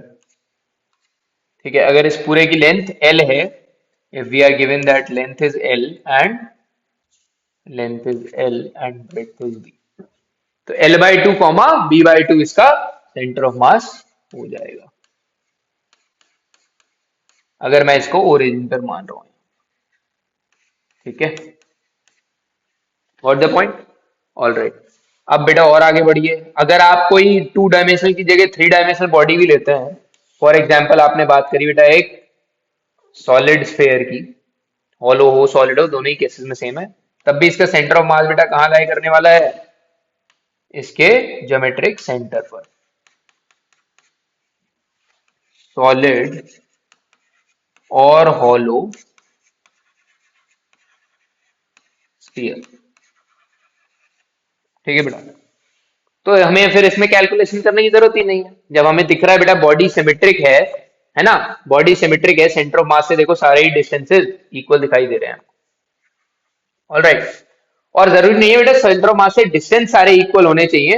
अगर इस बॉडी को मैं दो पार्ट्स में डिवाइड कर रहा हूं बेटा, सेंटर ऑफ मास से मैंने एक लाइन ड्रॉ करी और इस बॉडी को दो पार्ट्स में डिवाइड किया, देखो इधर का मास और इधर का मास कैसा दिखाई दे रहा है, मेरे को सेम दिखाई दे रहा है ना, तो ये बॉडी सिमेट्रिक है। इस बॉडी को मैंने दो पार्ट्स में डिवाइड किया, तो इस साइड का मास और इस साइड का मास कैसा दिखाई दे रहा है बेटा, सेम दिखाई दे रहा है, तो ये बॉडी कैसी है, सिमेट्रिक है। ये रॉड कैसे बेटा, यूनिफॉर्म है। ठीक है, तो इसके सेंटर ऑफ मास के अबाउट इसके दोनों मासेस सेम मिल रहे हैं मुझे। इस साइड L by 2 का मास भी M by 2 हो जाएगा और इस साइड L by 2 का मास भी M by 2 हो जाएगा। इसीलिए एक सिमेट्रिक बॉडी और इसका सेंटर ऑफ मास एक ज्योमेट्रिक सेंटर पर लाई कर रहा है। ठीक है, बॉडी बेटा यूनिफॉर्म होना चाहिए। ठीक है, the centre of mass of symmetric body, इसके साथ बेटा हम ये मेंशन कर लेते हैं, विद यूनिफॉर्म मास डेंसिटी। ठीक है बेटा, चाहे वो लीनियर मास डेंसिटी हो, चाहे सरफेस मास डेंसिटी हो, या वॉल्यूमेट्रिक मास डेंसिटी हो, तीनों के। यहां पर वॉल्यूमेट्रिक होगी, यहां पर कैसी होगी बेटा, वॉल्यूमेट्रिक होगी, तो वो भी कैसी होनी चाहिए, यूनिफॉर्म होनी चाहिए। यानी कि ऐसा नहीं होना चाहिए कि इस पेयर के इस पार्ट का डेंसिटी कुछ और है और इस पार्ट का डेंसिटी कुछ और है, इस पार्ट का डेंसिटी यूनिफॉर्म होगी बेटा, तो ये ज्योमेट्रिक सेंटर पर लाई करेगा, ऑब्वियस सी बात। यहां पर भी आपको दिख रहा है बेटा 2 डायमेंशनल एक रेक्टेंगुलर, क्या है ये, प्लेट है, तो इसको भी हम मेंशन कर देते हैं यहाँ पर, इसका नेम आई थिंक मिस हो गया हमसे, रेक्टेंगुलर प्लेट। ठीक है बेटा, तो यूनिफॉर्म मास डेंसिटी होनी जरूरी। बढ़ते हैं बेटा अपने नेक्स्ट पार्ट की तरफ। हमने अभी बेटा ये यूनिफॉर्म रॉड के लिए centre of mass find out करा, L/2 पर आता है। अब मैं आपसे बेटा एक चीज और डिस्कस करना चाहूंगा कि अगर इस तरह की कोई लीनियर मास डेंसिटी की चीज है, जैसे वायर है या रॉड है, इस पूरे को मैं रिप्लेस कर सकता हूं इस सेंटर ऑफ मास से, बस इसका टोटल का मास मुझे यहां पर कॉन्सेंट्रेटेड मानना है। अगर इस पूरे का मास m था तो मुझे यहां पर m मास मानना है, अगर इसका मास 2m था तो मुझे यहां पर 2m मास मानना है, और इस पोजीशन पर मैं इस पूरी रॉड या वायर का मास कॉन्सेंट्रेटेड बेटा मान सकता हूं। इस पर बेस बेटा हम लोग एक क्वेश्चन करते हैं और बहुत अच्छे से आपको क्लियर होगा। क्वेश्चन बेटा यहां पर हमने बना रखा है, बहुत अच्छा क्वेश्चन है। ठीक है, इससे हल्के लेवल के ही क्वेश्चन आजकल आपको जेई मेंस में दिखाई देते हैं, है ना। तो देखिए, find the centre of mass of the system containing 3 uniform wires in the figure given. ठीक है, 3 यूनिफॉर्म वायर्स दिए हमें, इनकी मास डेंसिटी दे रखी है बेटा हमें, linear mass density lambda lambda 2 lambda, और इनकी लेंथ दे रखी है। क्या बेटा यहां से आप इनका मास निकाल सकते हैं? हमने क्या कहा, इस वायर को हमें रिप्लेस कर देना है एक इसके सेंटर ऑफ मास से, और इस पूरे का मास उसे सेंटर पर दे देना है। फिर हमें क्या मिल जाएंगे, 3 पॉइंट्स मिल जाएंगे, उन 3 पॉइंट से हम centre of mass find out कर लेंगे। बेटा बहुत जल्दी बताइए, लैम्डा क्या होता है? मास पर यूनिट लेंथ। अगर मैं आपसे पूछता हूं ए बी रॉड की मास निकालना है आपने, इसका मास कितना बताएंगे आप? लैम्डा इंटू इसकी लेंथ, लैम्डा इंटू 5, यानी कि 5 लैम्डा। समझ में आता है ना बेटा, mass is equal to lambda into length. इसी तरीके से बेटा एसी के लिए आप क्या लिखेंगे, इसका मास भी कितना हो जाएगा? 5 लैम्डा। और मैं अगर आपसे पूछता हूं बेटा बीसी के लिए, इसका मास कितना हो जाएगा बेटा? जल्दी बोलो। 6 इंटू 2 12 लैम्डा। राइट, ये बात हमें समझ में आती है। अब मैं क्या करता हूँ बेटा, एक ट्राइंगल में नया ड्रॉ करता हूँ, थोड़ा सा साइज में बड़ा, उसी में ही हमें सारा काम कर देना है, बहुत ज्यादा करने की जरूरत भी नहीं पड़ेगी। ठीक है ना, होपफुली बेटा आपको ये ट्राइंगल जो है वो विजिबल होगा। ऑलराइट, ठीक है। अगेन मैं इसको साइड को नाम दे देता हूँ, ये ए थी, ये साइड बी थी, और ये साइड सी। अब हमें क्या करना है बेटा, थोड़ा सा इसमें हमें काम करना पड़ेगा साथ में। मैंने आपसे कहा ये वाला जो रॉड है, इसका सेंटर यहाँ पर इसके सेंटर पर लाई करने वाला है, और उसको मैं मास कितना दे दूंगा? 5 लैम्डा। मैंने इस वायर को इस पॉइंट से रिप्लेस कर दिया जिसका मास है 5 लैम्डा, और वो यहाँ पर लाई कर रहा है इसके सेंटर पर। इसका बेटा कोऑर्डिनेट क्या होगा, इसका पोजीशन क्या होगा, वो भी देख लेते हैं। सिमिलरली एसी रॉड के लिए भी क्या हो जाएगा बेटा? 5 लैम्डा मास। और बीसी रॉड के लिए क्या लेंथ हो जाएगा बेटा, इसके सेंटर पर 12 लैम्डा मास। अब बेटा कुछ नहीं करना है आपको, ट्राइंगल की थोड़ी सी प्रॉपर्टी का यूज करना है यहाँ पर हमें। मैं क्या करता हूँ बेटा, यहाँ से एक बाइसेक्टर ड्रॉ करता हूँ। ठीक है, एक बाइसेक्टर में ड्रॉ करता हूँ बेटा। ये एक आइसोसेलेस ट्राइंगल है, ये भी आपको दिखाई दे रहा होगा। ये लेंथ कितनी है? 5 मीटर, ये 5 मीटर। ये दोनों एंगल्स कितने हो जाएंगे? इक्वल। ये दोनों एंगल्स इक्वल, यानी कि इनके सामने की साइड्स इक्वल थी, एंगल्स इक्वल। तो इन पर अगर मैं परपेंडिकुलर बाइसेक्टर ड्रॉ करता हूं, तो ये इसकी ऑपोजिट साइड को ठीक 2 इक्वल पार्ट्स में डिवाइड करती है। ये एक आइसोसेलेस ट्राइंगल की प्रॉपर्टी। ठीक है, और दूसरी तरीके से देखना चाहे बेटा, तो ये ट्राइंगल और ये ट्राइंगल कॉन्ग्रुएंट ट्राइंगल्स भी होंगे। क्यों? क्योंकि ये एंगल 90 परपेंडिकुलर बाइसेक्टर का, ये वाले एंगल और ये वाला angle equal because the sides are equal, है ना। और ये साइड कैसी हो जाएगी बेटा? Common side. तो ये ट्राइंगल्स कॉन्ग्रुएंट भी होंगे, इस वजह से भी आप लिख सकते हैं। तो बेटा मैं क्या लिख सकता हूँ, इसका परपेंडिकुलर बाइसेक्टर, इसकी सामने वाली साइड को जो कि 6 मीटर थी उसको 3 मीटर, और यहां पर भी 3 मीटर में डिवाइड कर देंगे।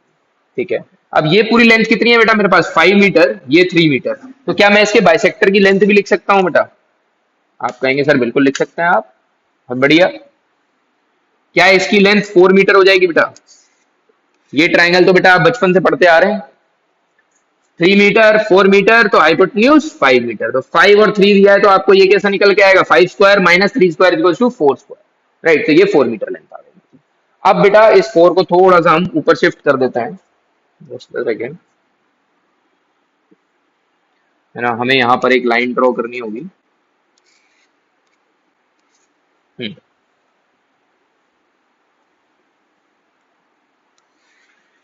ओके, ये लेंथ हो गई बेटा 4 मीटर। अब मैंने कहा बेटा मेरे पास 3 पॉइंट मासेस आ गए, 5 लेमडा मास का 1 पॉइंट मास, 5 लेमडा का 1 पॉइंट मास, और 12 लेमडा का एक पॉइंट मास जो कि अपने अपने ज्योमेट्रिक सेंटर पर लाई कर रहे थे, इसीलिए मैंने निकाल लिया। बीसी जो वायर है बेटा, इसका सेंटर ऑफ मास भी ऑब्वियसली इसके ठीक सेंटर पर लाई करेगा, जो कि इस बाइसेक्टर को ज्वाइन करने वाला ही पॉइंट होने वाला है इस वायर। तो अब मैंने क्या करा, इन तीनों वायर्स को बेटा भूल जाओ। अब आपके पास 3 पॉइंट मासेस है, 3 पॉइंट मासेस को निकालने का आपने क्या तरीका सीखा था, वैसे इसका एक्स कोऑर्डिनेट का मास मोमेंट लेंगे और टोटल मास से डिवाइड कर देंगे, m1x1 plus m2x2 plus m3x3 upon m1 plus m2 plus m3, ऐसे ही y कोऑर्डिनेट, और तो आपको सेंटर ऑफ मास के x और y कोऑर्डिनेट्स मिल जाएंगे। ठीक है, अब बेटा हमसे अगर मान लीजिए पूछ लिया कि इस वाली रॉड के कितना ऊपर लाई करने वाला है सेंटर ऑफ मास, तो हम क्या करेंगे बेटा, इस पॉइंट को 0,0 मान लेंगे और उस हिसाब से सेंटर ऑफ मास की लोकेशन को निकाल देंगे। ठीक है, इससे कितना ऊपर है ऐसा पूछ लिया, हो सकता है इससे कितना राइट में पूछ ले तो यहाँ पर 0,0 मान लो, आपके लिए कैलकुलेशन इजी हो जाएंगे, राइट। बट बेटा हम यहाँ पर बात कर रहे हैं सेकंड मेथड की। ठीक है, फर्स्ट मेथड से तो अब आप निकाल सकते हैं इसको, अब बेटा मैं बात करता हूँ यहाँ पर सेकंड मेथड की, जो कि थोड़ा सा इंपॉर्टेंट है।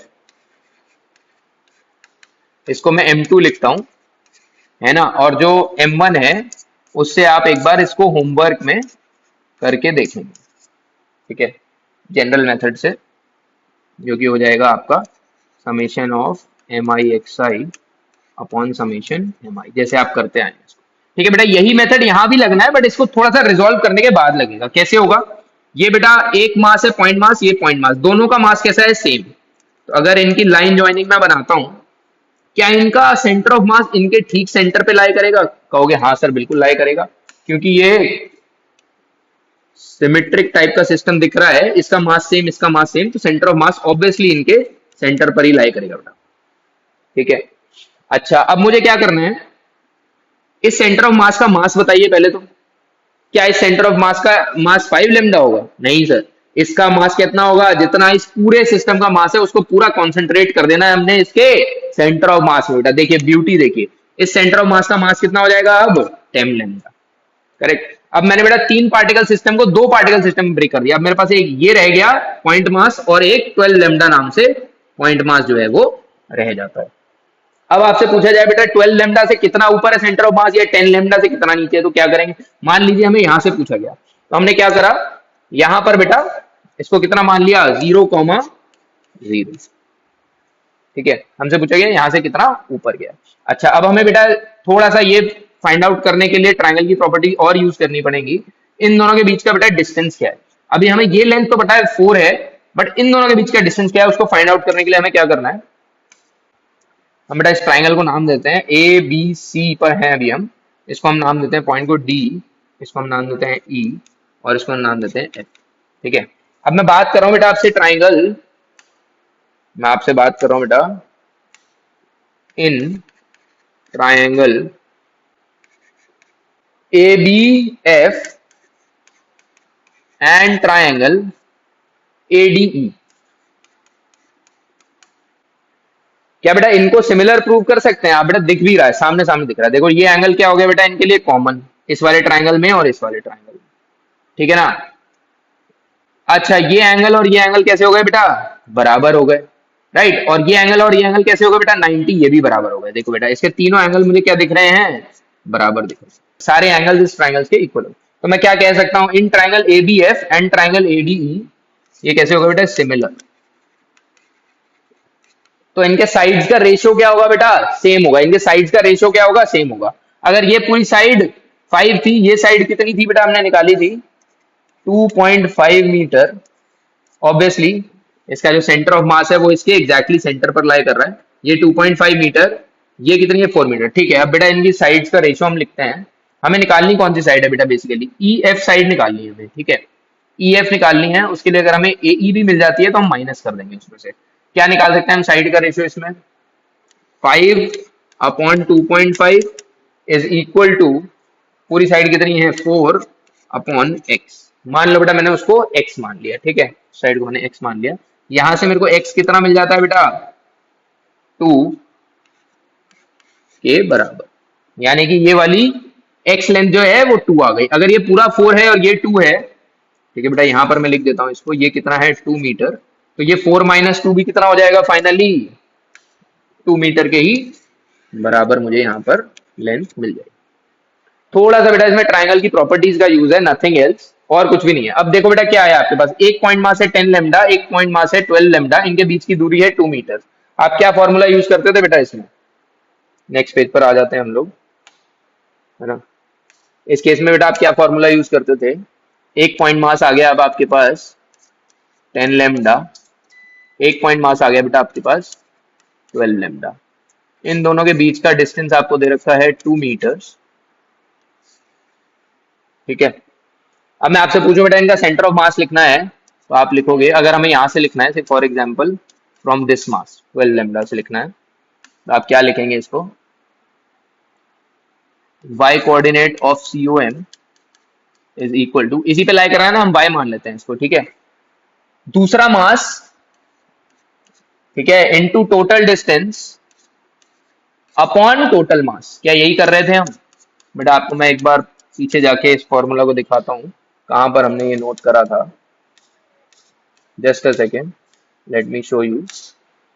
सी, on this slide we have noted it, m2d upon m1 plus m2, यहां से आपको दिख रहा है बेटा। देखो, अगर मुझे इस मास के लिए निकालना था, इस मास से सेंटर ऑफ मास की डिस्टेंस, तो मैं क्या करता था? दूसरा वाला mass into total distance upon total mass, ठीक है ना। यही काम कर रहे थे हम, यही काम बेटा यहाँ पर करना है। इसका एप्लीकेशन आ गया बस आपके पास।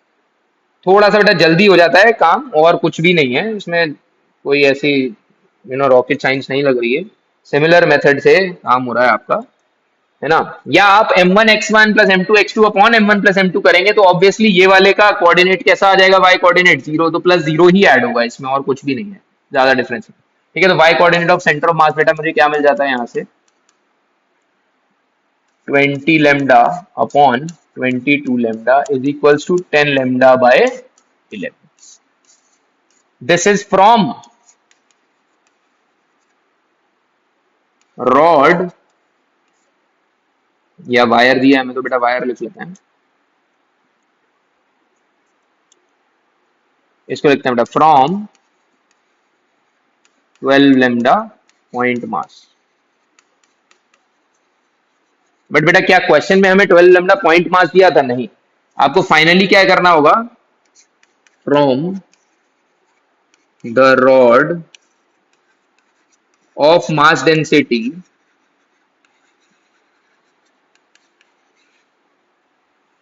To lambda the COM lies above at a distance of 10 lambda by 11 from its center। ये बेटा आप पूरा स्टेटमेंट इसमें रिपोर्ट कर सकते हैं, अगर सब्जेक्टिवली कोई चीज पूछी जाती है तो। Otherwise this all is applicable. आपको बेटा कहीं से भी पूछा है डिस्टेंस, आप उसको रिपोर्ट कर सकते हैं। ये 10 लेमडा बाय 11 यहां से है, तो ऊपर से क्या होगा? 2 माइनस 10 लेमडा बाय 11, वो भी आप फाइंड आउट कर सकते हैं। ये बेटा बहुत अच्छा क्वेश्चन था, नोट करिए बेटा इसको please. Pause your screen and note it, ठीक है बेटा। Let's move ahead. JEE Main 2019, one question is appearing in front of us. The position vector of center of mass RCM as of an asymmetric uniform bar, ठीक है बेटा।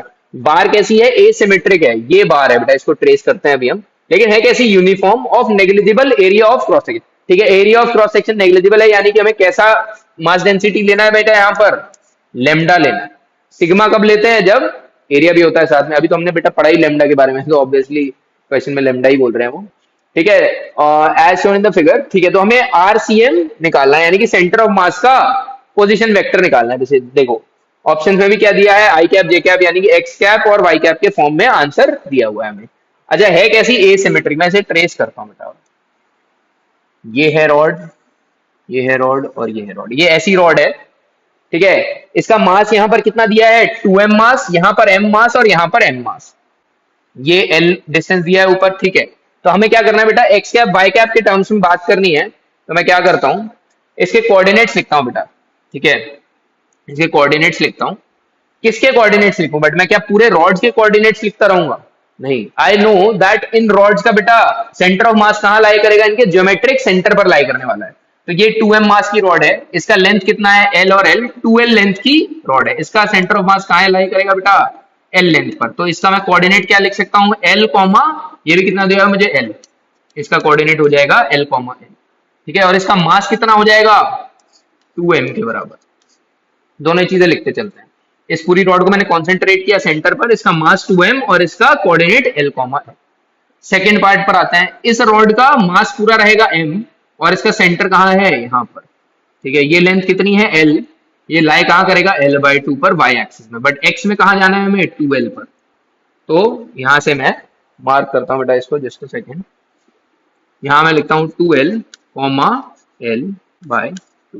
क्या ये हो जाएगा, इसका x कोऑर्डिनेट 2l और y कोऑर्डिनेट l/2, और इसका मास कितना है बेटा, m। इस वाली रॉड की मैं बात करूंगा, इसका सेंटर यहाँ लाई कर रहा है।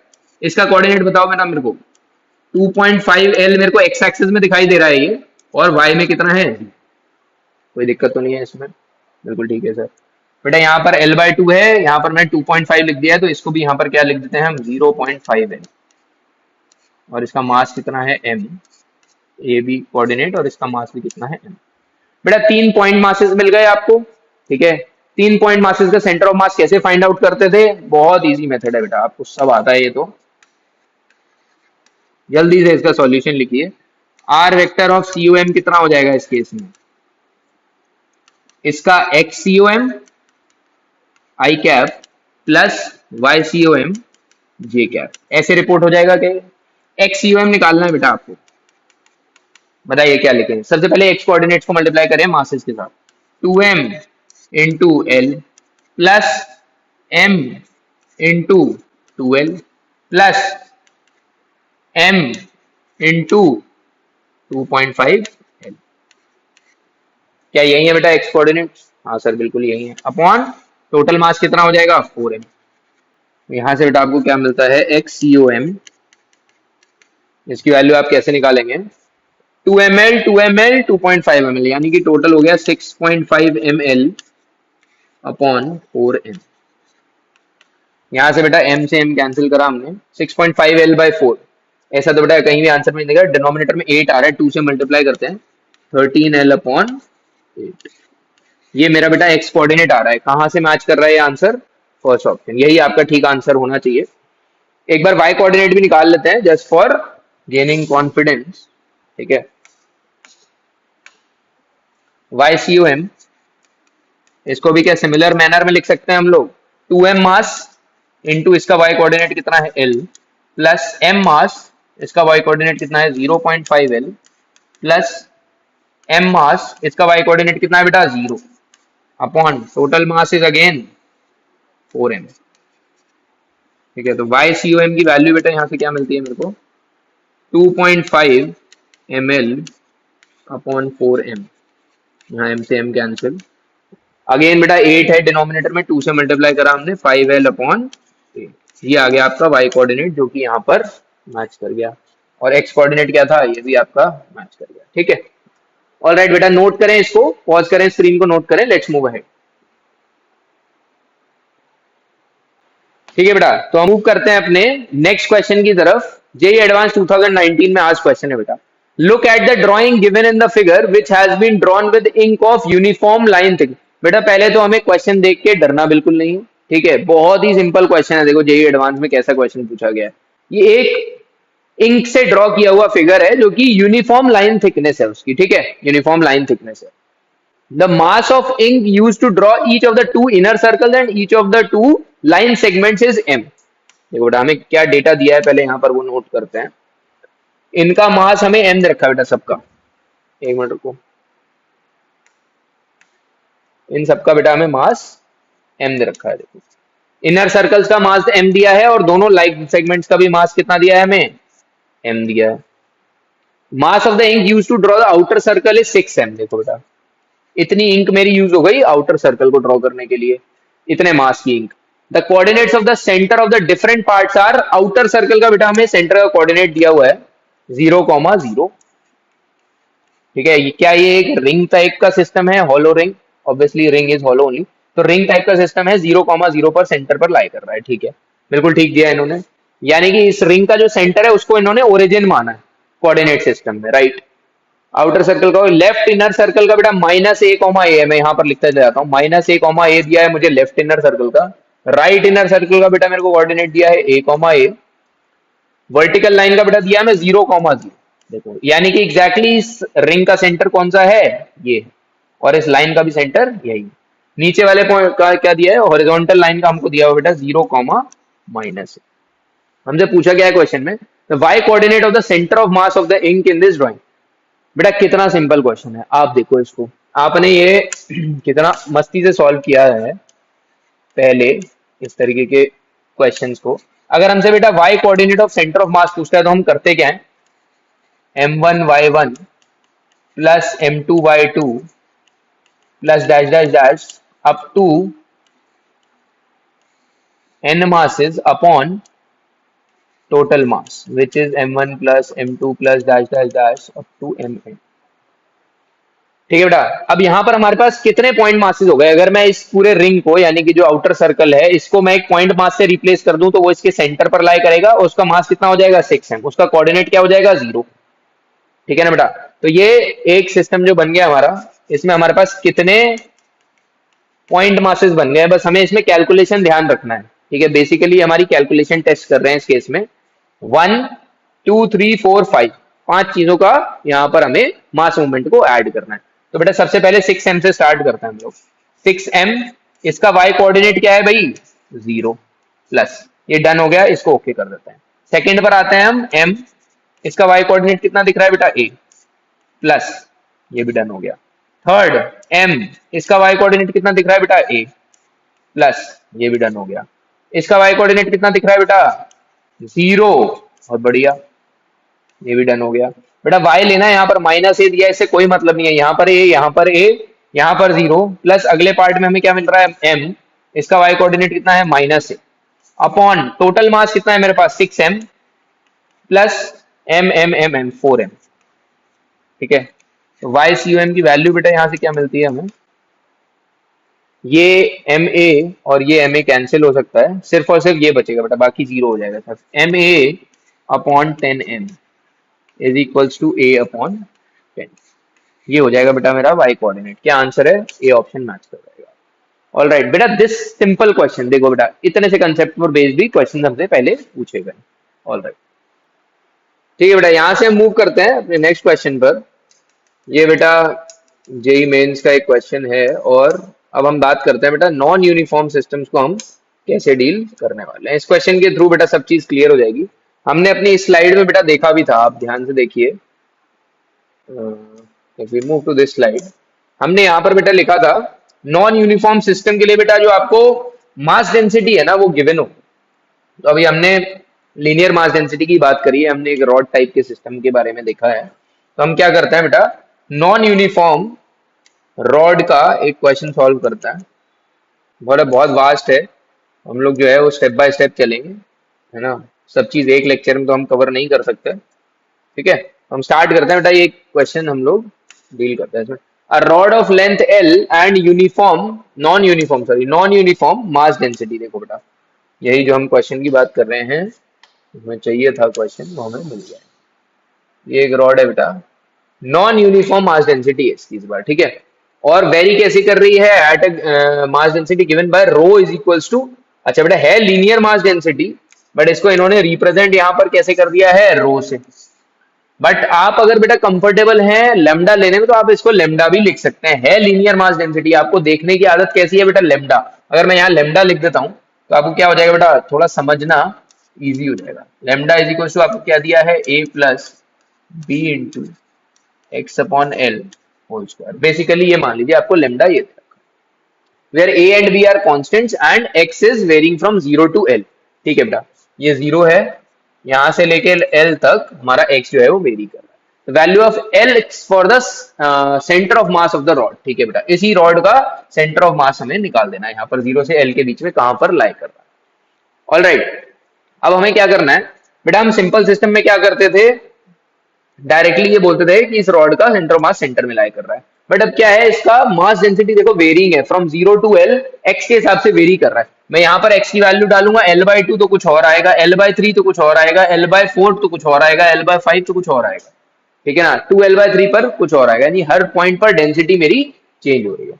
हम बेटा basic formula of centre of मास की बात करते हैं जो हमें पता है। वो क्या है, X C M is equals to integration D M into X upon integration of D. Limits बेटा हम देखेंगे कहां से कहां तक हमें पुट करनी है। अब बेटा हमें क्या करना है, इसका एक एलिमेंट लेना है, जैसे हमने रॉड को डिराइव करता ना बेटा इंटीग्रेशन से, उसी मेथड पर हमें वापस चल जाना है। हमने एक्स लेंथ पर एक dx एलिमेंट यहां पर निकाल लिया। इस dx एलिमेंट का बेटा मास कितना होगा, इस dx एलिमेंट का मास भी कितना होगा, एक छोटा मास होगा dm। बेसिकली हमें इस dm की वैल्यू निकालनी है, यहां पर प्लेस करनी है और हमें अपना कोऑर्डिनेट मिल जाएगा सेंटर ऑफ। सारा खेल बेटा इस dm को निकालने का ही। ठीक है, तो बेटा इस dm की मैं बात करता हूं। इस dm के बारे में आप क्या लिख सकते हैं, इस dm के बारे में आप क्या लिख सकते हैं, dm क्या होगा बेटा, लेमडा इंटू dx ही तो होगा, है कि नहीं। अब लेमडा आपका यूनिफॉर्म है या नहीं वो डिपेंड करता है, यहां पर नॉन यूनिफॉर्म है तो लेमडा की वैल्यू जो हमें नॉन यूनिफॉर्म दे रखी है वो हम यहां पर प्लेस कर देंगे। ठीक है, DM is always lambda into DX. बेटा आपको मैं दिखा देता हूं पीछे वाली स्लाइड पर जाकर, यहां पर भी देखो हमने क्या लिया था, XUM was value of DM was lambda into DX. देखो यहाँ पर लेमडा इंटू डीएक्स है, यहाँ पर रो इंटू है, तो हमें लेमडा की बात करें तो हम लेमडा यहाँ पर ले लेंगे आगे। ठीक है, इस केस में देखो बेटा रॉड का आपने डेरिवेशन कैसे किया था, इससे ही आपको निकालना है, DM is to lambda DX. But यहाँ पर क्या था, लेमडा जो है वो आपका कांस्टेंट था तो वो बाहर आ जाता था इंटीग्रेशन से। बट अब उस केस में क्या होगा, वो बाहर नहीं आएगा, एक्स के साथ जैसे जैसे इंटीग्रेट करना है हम करते चल जाएंगे बेटा। सेम मेथड है, बस थोड़ा सा हमारा काम इन्होंने बढ़ा दिया है, कोई बात नहीं सब हो जाएगा। डीएम की वैल्यू मेरे को बेटा यहाँ से क्या मिल जाती है, क्या लेमडा लिख सकता हूँ मैं यहाँ से, A plus B into X upon L whole square D.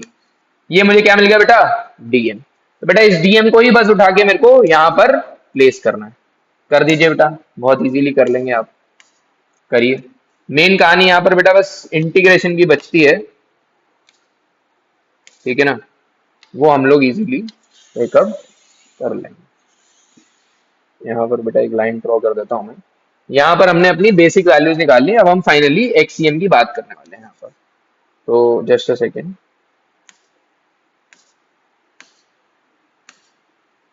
एक्ससीएम is equals to integration, DM की वैल्यू बेटा पुट करेंगे हम A plus B upon sorry A plus B into X by L whole square D x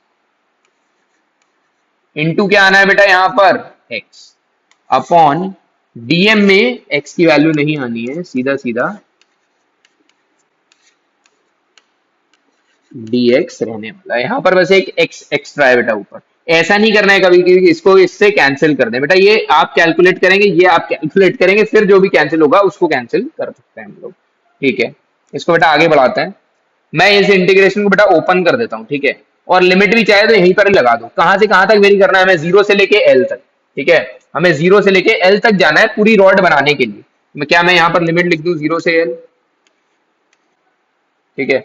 अब इसको बेटा open करते हैं थोड़ा सा, पहला मैं इंटीग्रेशन लिख देता हूं ए डी एक्स एक्स के साथ, तो A X D X from zero to L plus integration zero to L B into X square बन जाएगा बेटा एक्स क्यूब, और नीचे क्या है एल स्क्वायर, तो B upon L square into X cube D X. समझ में आती है बेटा इतनी बात, अपॉन फिर से बेटा सेम ही काम करना है, बस यहाँ पर एक्स नहीं है, तो integration of A D x. देखो बेटा यही अंतर है, यहाँ ए एक्स डी एक्स का इंटीग्रेशन है या ए डी एक्स का है, तो इसको आप ऐसे कैंसिल नहीं कर सकते हैं, बहुत ध्यान से ऐसा नहीं करना है। ठीक है, और integration of B upon L square, इस केस में क्या आएगा बेटा एक्स स्क्वायर डी एक्स का इंटीग्रेशन। ऑलराइट, इसको बेटा हम सॉल्व कर सकते हैं ना, इसकी भी लिमिट कितनी आ जाएगी, जीरो से लेकर एल तक।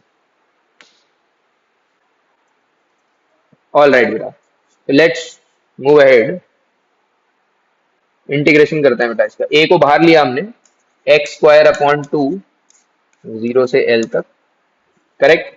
यहां पर हमने किसको बाहर लिया, बी अपॉन एल स्क्वायर को, जो कि कांस्टेंट है। इंटीग्रेशन एक्स क्यूब का कितना आएगा, X to the power four upon four from zero to L divided by A बाहर X zero to L plus X square का integration will be x cube upon 3 from 0 to L is the limit. All right, let's move ahead to the next page now and take up. यहाँ पर क्या मिल रहा है बेटा मेरे को a into, बेटा इस टर्म को मैं एक बार फिर से वहां ले जाके लिख लेता हूँ ताकि कोई मिस्टेक ना हो हमसे. a into X square by 2. ठीक है, मैं पहले इसको लिख लेता हूँ a into X square upon 2 0 to L plus b by L square X to power 4 by 4 b upon L square x to the power 4 limit 0 to L upon 4 upon a into x 0 to L plus b upon L square x cube upon 3 0 to L. ठीक है बेटा, इसी को हम लोग take up कर रहे हैं यहाँ पर. Let's move ahead with this and this will give us the coordinate x coordinate of centre of. Okay, तो एक्स सी एम मैं यहाँ से क्या लिख सकता हूँ, फाइनली इसको सॉल्व करते हैं. a into L square by 2 plus b upon L square into L two the power 4 upon 4 upon A L plus b upon L square into L two the power 3 upon. बेटा जो जो cancel हो रहा है उसको cancel यहाँ पर कर लेते हैं. एल स्क्वायर से एल टू द पावर 4 2 बन जाएगा, यहाँ से ये एल बन जाएगा. आंसर हमारा किस फॉर्म में दिया है देखो, 3/2 एल कॉमन लिया हुआ है, यानी कि जो भी एल के टर्म्स है उन सबको बाहर ले लेंगे ताकि एल से एल जो कैंसिल होना है, और a प्लस बी कोफिशिएंट के फॉर्म्स में अंदर दिया हुआ है. ठीक है, देखो बेटा कॉमन लो, इसको इस फॉर्म में लाना भी तो जरूरी है तभी तो आंसर पता चलेगा.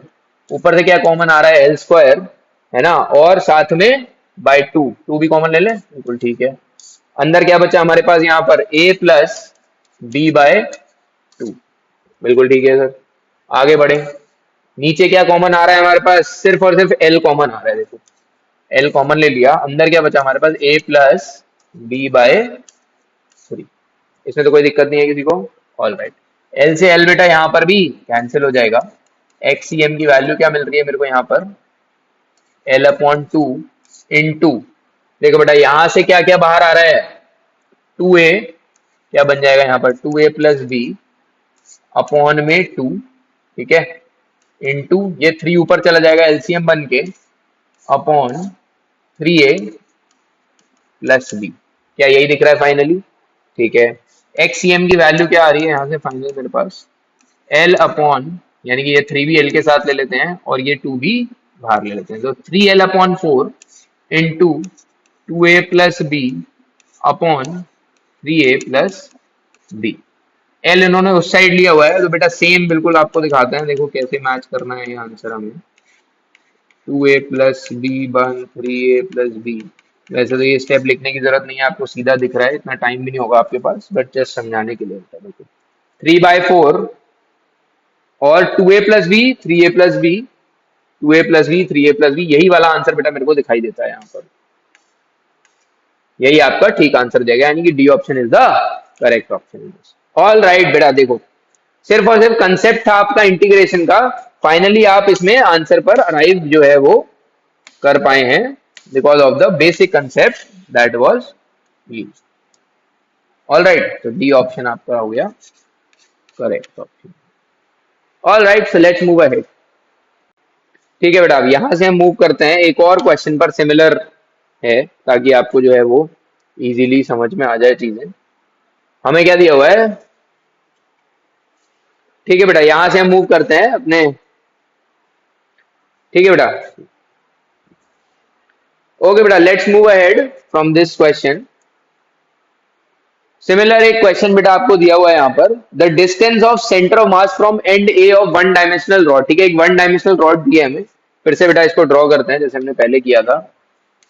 कुछ इस तरीके की ये रॉड है वन डायमेंशनल, बट इसकी मास डेंसिटी कैसी है बेटा, वेरिएबल है. ठीक है, हैविंग मास डेंसिटी देखो एक्स के साथ वेरी कर रही है, और क्या मैं कह सकता हूं, पॉइंट ए से पॉइंट बी के बीच में कोई एलिमेंट x ले लूं, अगेन सेम काम करना है बेटा, और dx element at a length x dx element को मैंने काटा, ठीक है। इस dx एलिमेंट का जो मास होगा वो इस डेंसिटी के हिसाब से वेरिएबल होगा, ठीक है। इस जगह पर लूंगा तो कुछ और आएगा, इधर कुछ और, इधर कुछ और, इधर कुछ और, इधर कुछ और, जैसे हमने पहले करा। हमसे पूछा क्या बेटा इसमें, mass density and length l, पूरा लेंथ इसका बेटा कितना रखा है हमें, l लेंथ रखा है इसका, ठीक है। और मास डेंसिटी कितनी दी हुई है, हमने मान लिया बेटा लेमडा, इसको रो को आप लेमडा मान लीजिए, ठीक है। और वो वेरी कर रही है। तो वैल्यू ऑफ अल्फा, ठीक है बेटा, इसमें हमसे अल्फा पूछा है, आई थिंक कुछ मिस टाइपिंग हुआ है थोड़ा सा, इसको हम लोग ठीक कर लेते हैं। यहाँ पर हमसे पूछा है बेटा अल्फा, ठीक है। यानी कि इंटीजर टाइप में बेटा ये क्वेश्चन पूछा गया था। अब इसको हम सॉल्व करने की कोशिश करते हैं। बहुत इजी बेटा, सेम मेथड देखो। यहाँ पर आप dm की वैल्यू क्या लिखेंगे, अगर आपने x लेंथ पर जाकर एक एलिमेंट dx लिखा है, इसके लिए dm कितना लिखोगे बेटा, लैम्डा इंटू dx, ठीक है। लैम्डा की वैल्यू आपको बेटा ऑलरेडी दी है लैम्डा नॉट के टर्म्स में, इसको लैम्डा नॉट मान लेना। अगर रो रखो बेटा रो रख लो, कोई बात नहीं, लेकिन कंफ्यूजन नहीं होना चाहिए, इसलिए हम लोग चेंज कर रहे हैं इसको। हमें बेटा फॉर्मूला क्या पता है, सीधा हमें एक्स एक्सिस पर आगे बढ़ना है, जीरो से लेके एल के बीच में हमें फाइंड आउट करना है कहां पर लाई कर रहा है ये सेंटर ऑफ मास इसका, ठीक है। तो मैंने बेटा सीधा सीधा अपना फॉर्मूला यहाँ पर लिखा, एक्सीएम एक्सीओएम कुछ भी लिख सकते हैं, integration DM x upon integration of D. मैं इसमें बेटा एक काम करूंगा, बीच में एक पार्टीशन जल्दी से मैं इसमें बना लेता हूँ, एक ही पेज पर बेटा कोशिश करेंगे हम इसको सॉल्व कर ले जाए। तो एक्सीएम की वैल्यू कितनी आती है यहाँ पर, integration of, just a second, क्या मैंने बेटा यहाँ पर डीएम की वैल्यू अभी निकाली है, निकाली नहीं है। इसको बेटा लिखेंगे क्या हम, डीएम को यहाँ पर लिख लीजिए लेमडा के फॉर्म में, क्या लिखेंगे आप इसे, lambda naught 1 minus x square upon L square into dx, ये बेटा डीएम की आपकी वैल्यू हो जाएगी, राइट। इसको हम लोग एक जगह पर रख लेते हैं। तो डीएम की वैल्यू बेटा यहाँ से प्लेस करते हैं हम लोग, lambda naught 1 minus x square upon L square into x, और साथ में dx तो बेटा पहले से ही है उसके साथ, dx into X upon again integration of lambda naught 1 minus x square upon L square dx। इसकी लिमिट बेटा कहां से कहां होनी चाहिए, जीरो से लेके एल तक, इधर लगा लो अगले स्टेप में लगा लो, डजेंट मैटर, हम लोग इसको इस बार नेक्स्ट स्टेप में लगा लेंगे, कोई बात नहीं। बेटा इनको टर्म्स को आप ब्रेक करिए, lambda naught x D x, lambda naught x D x, इसका इंटीग्रेशन होना है, प्लस, सॉरी माइनस है बीच में, इंटीग्रेशन किसका होना है अब, lambda naught upon L square into X cube D x, x into X square becomes x cube, और dx हमारे पास ऑलरेडी है, ठीक है। जस्ट अ सेकेंड बेटा, तो हम थोड़ा सा शिफ्ट कर लेते हैं। नीचे क्या इंटीग्रेशन आ रहा है बेटा, again integration of lambda naught dx minus integration of lambda naught upon L square into X square D. कोई दिक्कत तो नहीं है बेटा इसमें। इसमें बेटा अब हम लिमिट लगा लेते हैं, ठीक है। लिमिट्स हमें कैसी दिख रही है, जीरो से लेके L, zero to L, zero to L, और जीरो टू एल।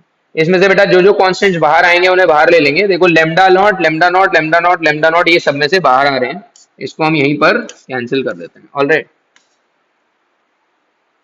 ठीक है। आगे बढ़ते हैं बेटा इसके साथ हम, हमें मिलता है बेटा एक्सीएम किसके इक्वल, एक्स डी एक्स का integration X square by two, limit कहां से कहां तक है बेटा, zero to L, minus X cube का इंटीग्रेशन एक्स स्क्वायर 4/4, और एल स्क्वायर ऑलरेडी है यहाँ पर 1 upon L square X to the power 4 upon 4, और लिमिट कहां से कहां तक है बेटा, zero to L, upon dx का integration x, limit zero to L, minus x square का integration 1 upon L square already है, ये हो जाएगा एक्स क्यूब अपॉन 3, लिमिट कहां से कहां तक बेटा, जीरो टू एल। तो एक्स यू एम मुझे फाइनली क्या मिलता है यहां से, L square upon 2 minus L square से एल स्क्वायर यहाँ पर कैंसिल होगा बेटा, एल स्क्वायर अपॉन 4 आ जाएगा, कोई दिक्कत तो नहीं है इसमें। यहाँ पर एल स्क्वायर, वो sorry L to the power 4, L square से एल टू दी पावर 4 में 2 बचेगा, और एल 4/2। थोड़े बेटा स्टेप्स मन में भी करने होते हैं, ठीक है, एक चाहूं तो मैं स्टेप बढ़ा दूंगा यहाँ पर, बट आपको समझ में आ रहा है, इट्स ओके, है ना, और जीरो से फाइनली माइनस करेंगे हम तो वो जीरो टर्म हो जाएगा। ठीक है, आपको समझ में आता है ये सब। नीचे क्या बचेगा, L minus L cube L square, सिर्फ और सिर्फ एल बचेगा, देखो एल अपॉन 3। ठीक है, अब हमें क्या करना है, इसको थोड़ा सा फर्दर सॉल्व करना है। उसके लिए हम एक छोटा सा पार्टीशन कर लेते हैं अपने आप से ही, है कि नहीं। अब एक्सयूएम की वैल्यू लिखते हैं एक डिफरेंट पेन से। फाइनली एक्सयूएम कैसा निकल के आएगा, एल बेटा जो जो कॉमन आ रहे हैं वो निकाल लेते हैं बाहर। एल स्क्वायर ऊपर से कॉमन आया, 1/2 minus 1/4, 4 minus 1 is, sorry 2 into 2, 2 minus 1, तो 1/4 बचेगा बेटा यहाँ पर, अपॉन एल यहाँ से कॉमन लिया मैंने, यहाँ पर कितना बचेगा बेटा, 2/3, 3 माइनस 1 इज 2/3। बहुत इजीली बेटा आप सॉल्व कर लेंगे, एल से एल एक कैंसिल होगा यहाँ पर, और एक्स यू एम फाइनली मुझे कितना मिल जाएगा, 3l/8। मुझसे यहाँ पर क्या पूछा है बेटा, 3l/अल्फा, और अल्फा की मुझसे फाइनली वैल्यू इन्होंने कही है बतानी। तो बेटा 3l/ कंपेयर करेंगे बेटा, इसको किससे कंपेयर करेंगे, 3l/अल्फा से। यहाँ से मुझे अल्फा कितना मिल जाता है, सीधा सीधा 8। ये इंटीजर टाइप में पूछा गया था बेटा। देखो सिमिलर मेथड से दोनों क्वेश्चन आपके सॉल्व हुए हैं आईआईटी के, राइट, दोनों क्वेश्चन आपके सॉल्व हुए हैं। ऑल राइट बेटा, so the main concept that you learn today, एक तो बेटा आपने रॉड के बारे में पढ़ाई करी है ना, जैसे हमने इसमें एलिमेंट लिया है ना बेटा, नेक्स्ट लेक्चर में हम लोग रिंग में भी सेम तरीके से एलिमेंट लेने वाले हैं, सीखने वाले हैं कैसे होगा। फिर हम लोग डिस्क में लेंगे, फिर 3 डायमेंशनल ऑब्जेक्ट्स में भी लेंगे, कोन में लेंगे, स्फीयर में लेंगे। एक बार बेटा आपको सभी का इंटीग्रेशन जो है वो पता होना चाहिए कैसे है और कैसे एलिमेंट लेना है, क्योंकि it is not only subjected to this topic. Centre of mass में हमें एलिमेंट लेना आ गया, तो हमें जब मोमेंट ऑफ इनर्शिया निकालना होगा फाइनली रोटेशनल में, वहां पर भी हमें काम आने वाला है यही एलिमेंट लेना। एक ही चीज को बेटा हमें एक ही बार सीखना चाहिए, ठीक है, बार बार हम कहें कि हम यहाँ पर भी सीखेंगे फिर वहां पर भी अलग से, तो अगर सेम कंसेप्ट है तो why not at once only. ठीक है, तो नेक्स्ट लेक्चर में हम लोग एलिमेंट लेना सीखेंगे, बाकी सारे ही बॉडीज का वही सेम एलिमेंट बेटा आप इलेक्ट्रोस्टैटिक्स में भी लेंगे, जहां पर आप मास डेंसिटी की जगह चार्ज डेंसिटी की बात करेंगे। सिमिलरली आप मैग्नेटिज्म में भी बेटा इस चीज का यूज आएगा, तो क्यों ना हम एलिमेंट लेना एक ही बार में सीख लें। ठीक है, तो मेन इंपॉर्टेंट काम आज का तुम हमारा था वो एलिमेंट लेने का, plus centre of mass of discrete particles और centre of mass of two particle system, इस पर भी हमने कुछ क्वेश्चन करे थे। ठीक है बेटा, so what we will do now in the next lecture, we are going to discuss the rest of the topics. I think this lecture has already gone beyond. तो अब लोग हम लोग नेक्स्ट लेक्चर में बेटा बात करने वाले हैं रिंग की, डिस्क की, और इसी के साथ हम लोग बात करेंगे बेटा कोन की भी, है ना, 3 डायमेंशनल ऑब्जेक्ट्स की भी बात करेंगे, स्फेयर की बात करेंगे, कैसे इनके हमें एलिमेंट्स लेके और फाइनली अपना रिजल्ट फाइंड आउट करना है सेंटर ऑफ मास का। All right, so thank you everyone and hope you have enjoyed the lecture. And please बेटा डीपीपीज और जो भी क्वेश्चंस आपको दिए जा रहे हैं उनको थरोली आप प्रैक्टिस करें, they are totally based on what we have taught today, और आप साथ के साथ करेंगे तो बेटा यू विल एंजॉय इट, और सारे क्वेश्चंस आपसे होने भी लगेंगे धीरे धीरे धीरे धीरे, राइट। तो जैसे ही आपके ये क्वेश्चंस कंप्लीट होते हैं उसके बाद हम लोग आपको कुछ और एडवांस लेवल के क्वेश्चंस भी प्रोवाइड करें।